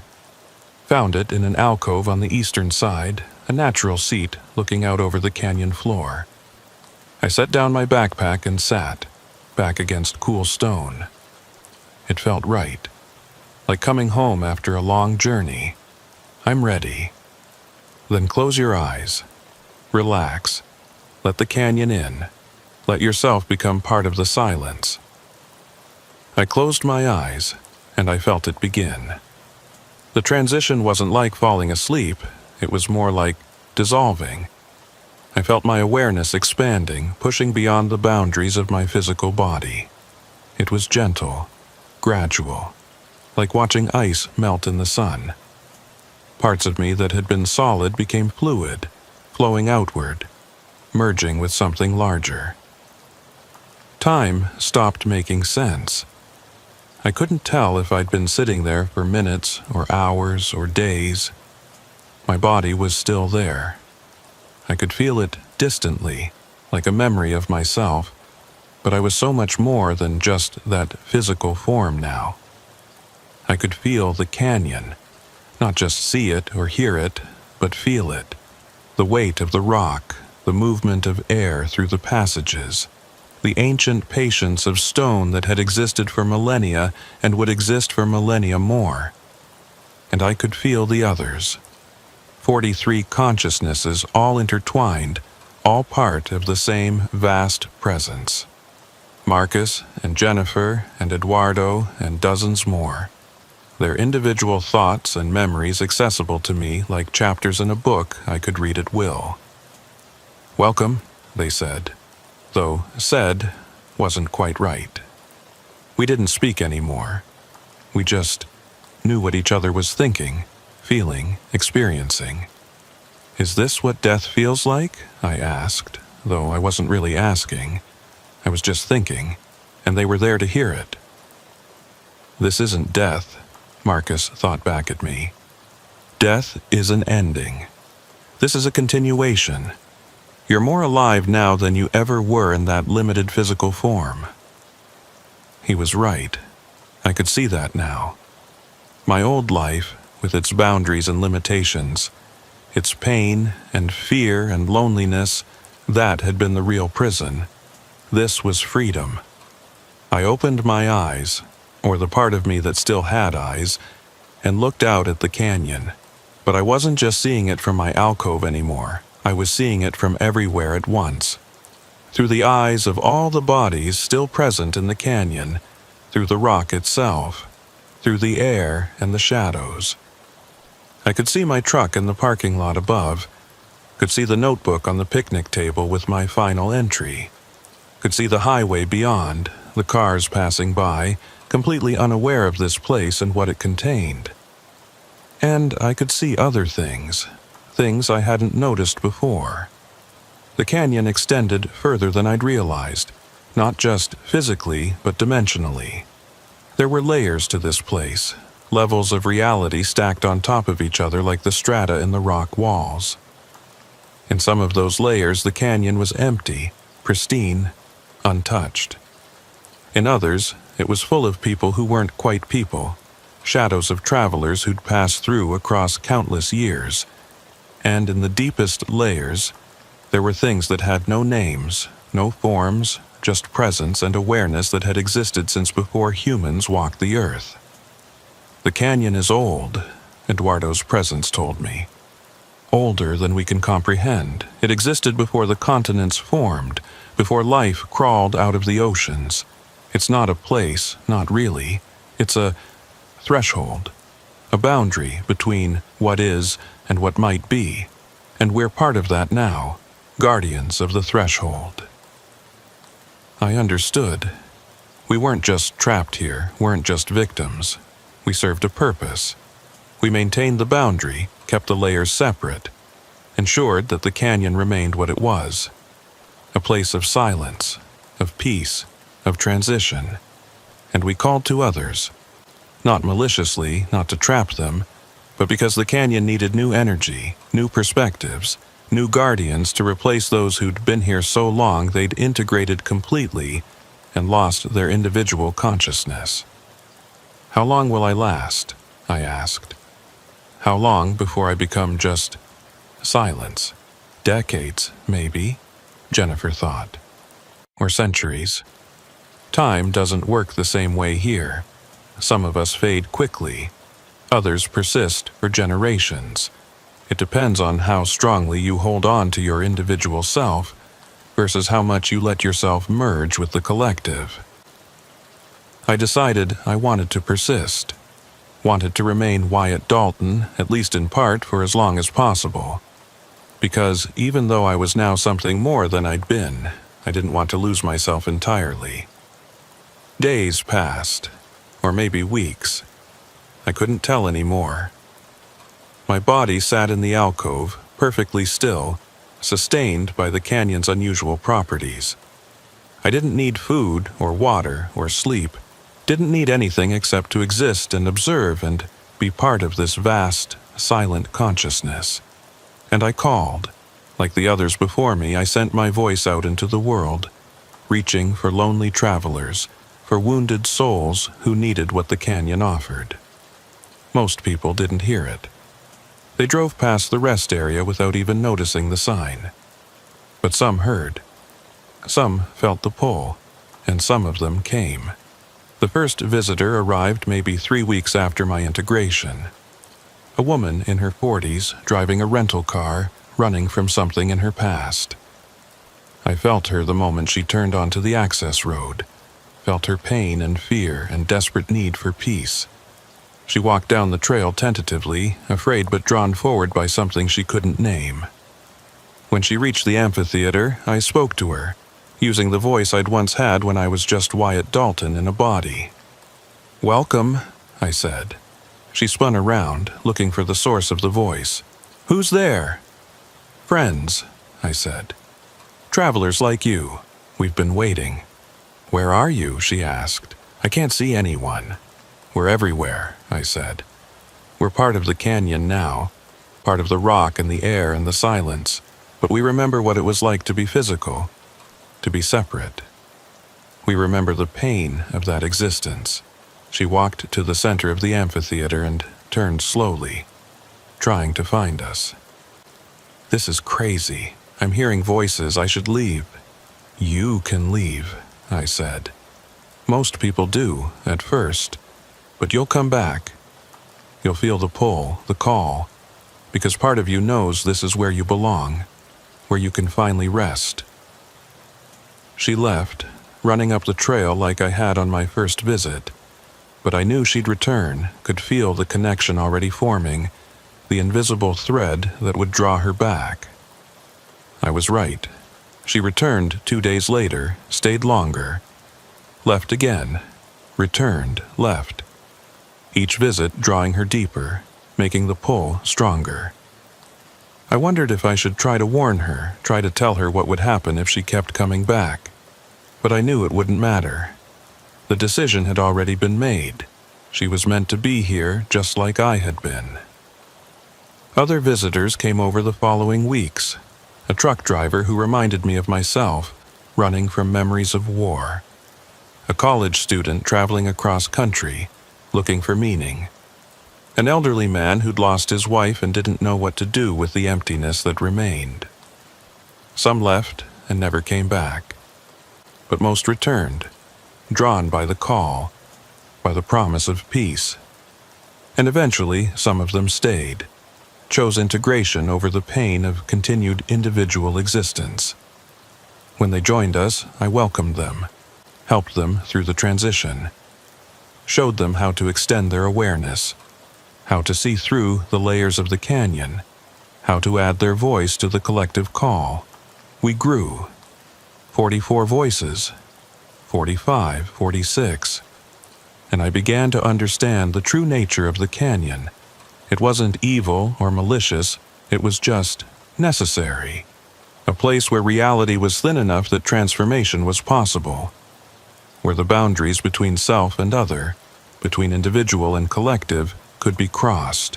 The indigenous people had known this, had marked the canyon with warnings, yes, but also with reverence. Because they understood that some places existed outside normal reality, and those places served important functions. They were pressure valves, release points, spaces where the impossible became possible. Months passed in the outside world, maybe a year. Time had become completely meaningless to me, but I noticed changes. Seasons shifting in the brief glimpse of sky above the canyon. The highway above getting busier, then quieter, then busier again. And I noticed changes in myself. My individual consciousness was starting to blur at the edges, starting to merge more completely with the collective. I could still remember being Wyatt Dalton, the truck driver, the veteran, the lonely man who'd found peace in this impossible place. But those memories felt distant now, like stories about someone else. I was becoming just another voice in the chorus, another presence in the silence, and I found I didn't mind. One day, or night, I couldn't tell, something different happened. A presence entered the canyon that felt wrong, out of place. Not a visitor seeking peace, but someone with different intentions. I focused my awareness and saw him, a man with professional camera equipment, notebooks, recording devices. He was documenting everything, making detailed notes, taking photographs of the canyon, of the bodies in the alcoves. A researcher, Eduardo's presence observed. We get them occasionally, usually they don't stay long. But this one was different. He'd found the notebook in the parking lot, had read all the entries, and instead of being frightened away, he'd been intrigued. He wanted to study us, to understand what we were. I watched him work, feeling a mixture of curiosity and concern. What would he do with this information? Would he bring others? Would he try to shut down the rest area, block access to the canyon? He spent hours in the amphitheater, measuring and photographing and recording. He didn't seem to hear our voices, or if he did, he was ignoring them, too focused on his scientific observations to listen to the call. Finally, as sunset approached, he packed up his equipment and started to leave. But as he walked towards the trail entrance, he stopped, turned back. "I know you're here," he said, speaking to the empty canyon. "I know something impossible is happening in this place. I've documented it all, the bodies, the acoustic anomalies, the way time seems to dilate here. I'm going to publish my findings. The world needs to know about this. Please don't, I said, my voice carrying across the canyon. This place needs to remain hidden. If too many people come, if the wrong kind of attention arrives, it will change. Maybe cease to exist. And then where will we go? Where will the lonely and the broken find peace? The researcher froze, his eyes wide. Who said that? Where are you? Everywhere, I said. I'm part of the canyon now. We all are. And we're asking you to leave this place alone. Let it remain a secret. Let it continue to serve those who need it. He stood there for a long moment, considering. Then he shook his head. I can't do that. I'm a scientist. My job is to document and share knowledge. People have a right to know about this place. Even if that knowledge destroys it, I asked. Even if exposure ruins the very thing that makes it special. Knowledge is never wrong, he said. Only ignorance is. He left then, climbing the trail with his equipment, leaving us behind. I felt a wave of concern ripple through the collective consciousness. If he published his findings, if he brought attention to this place, what would happen to us? We'll adapt, Marcus's presence said. We always have. The canyon has existed for eons. It will continue to exist, regardless of what the physical world does. But I wasn't so sure. This place existed on the edge of reality, sustained by secrecy and isolation. Too much attention might push it over that edge, might force it to retreat into dimensions where we couldn't follow. I waited, monitoring the world beyond the canyon through the thin connection I still maintained with physical reality. Days passed, weeks, and then I felt it. The researcher returning. Not to visit, but to observe. He'd set up camp in the parking lot, was monitoring the rest area with cameras and sensors, documenting every vehicle that stopped, every person who walked down the trail. He'd also published a preliminary report online, shared his findings with colleagues. Word was spreading about the mysterious canyon, the place where travelers disappeared, where time stopped making sense. More people started coming, not drawn by our call, but by curiosity, by the desire to see the impossible place they'd read about online. Scientists, journalists, paranormal investigators. The parking lot that had once been empty was now often full, and the canyon began to change. The silence wasn't as complete anymore. The layers of reality started to thin, to become less distinct. The call we sent out grew weaker, less able to reach the people who truly needed it. We were being exposed, examined, analyzed, and like many mysterious things when subjected to too much scrutiny, we were starting to fade. We need to close ourselves off, Jennifer's presence said. Retreat deeper into the layers where they can't follow. But what about those who still need us? I asked. The lonely, the broken, the ones who would find peace here. They'll have to find peace somewhere else, Eduardo said. Our time in the physical world is ending. We can feel it. The canyon is preparing to shift, to move fully into the deeper layers. We'll still exist, but we won't be accessible from normal reality anymore. I felt it too. The canyon was contracting, pulling inward, preparing for a transition of its own. Soon, the rest area would disappear from the highway. The trail would vanish. And we would exist only in those deeper layers, in spaces between spaces where the physical world couldn't reach. The researcher would find nothing but empty desert when he returned tomorrow. His cameras would show only rock and sand. His sensors would detect no anomalies. He would think he'd been mistaken, would doubt his own findings. And eventually he would move on to other mysteries, other impossibilities to document. And we would remain, not gone, just elsewhere. Waiting for the world to forget about us, for the secrecy to return, for the opportunity to maybe, someday, reach back into physical reality and resume our calling. Or maybe not. Maybe this was our ending, our final integration.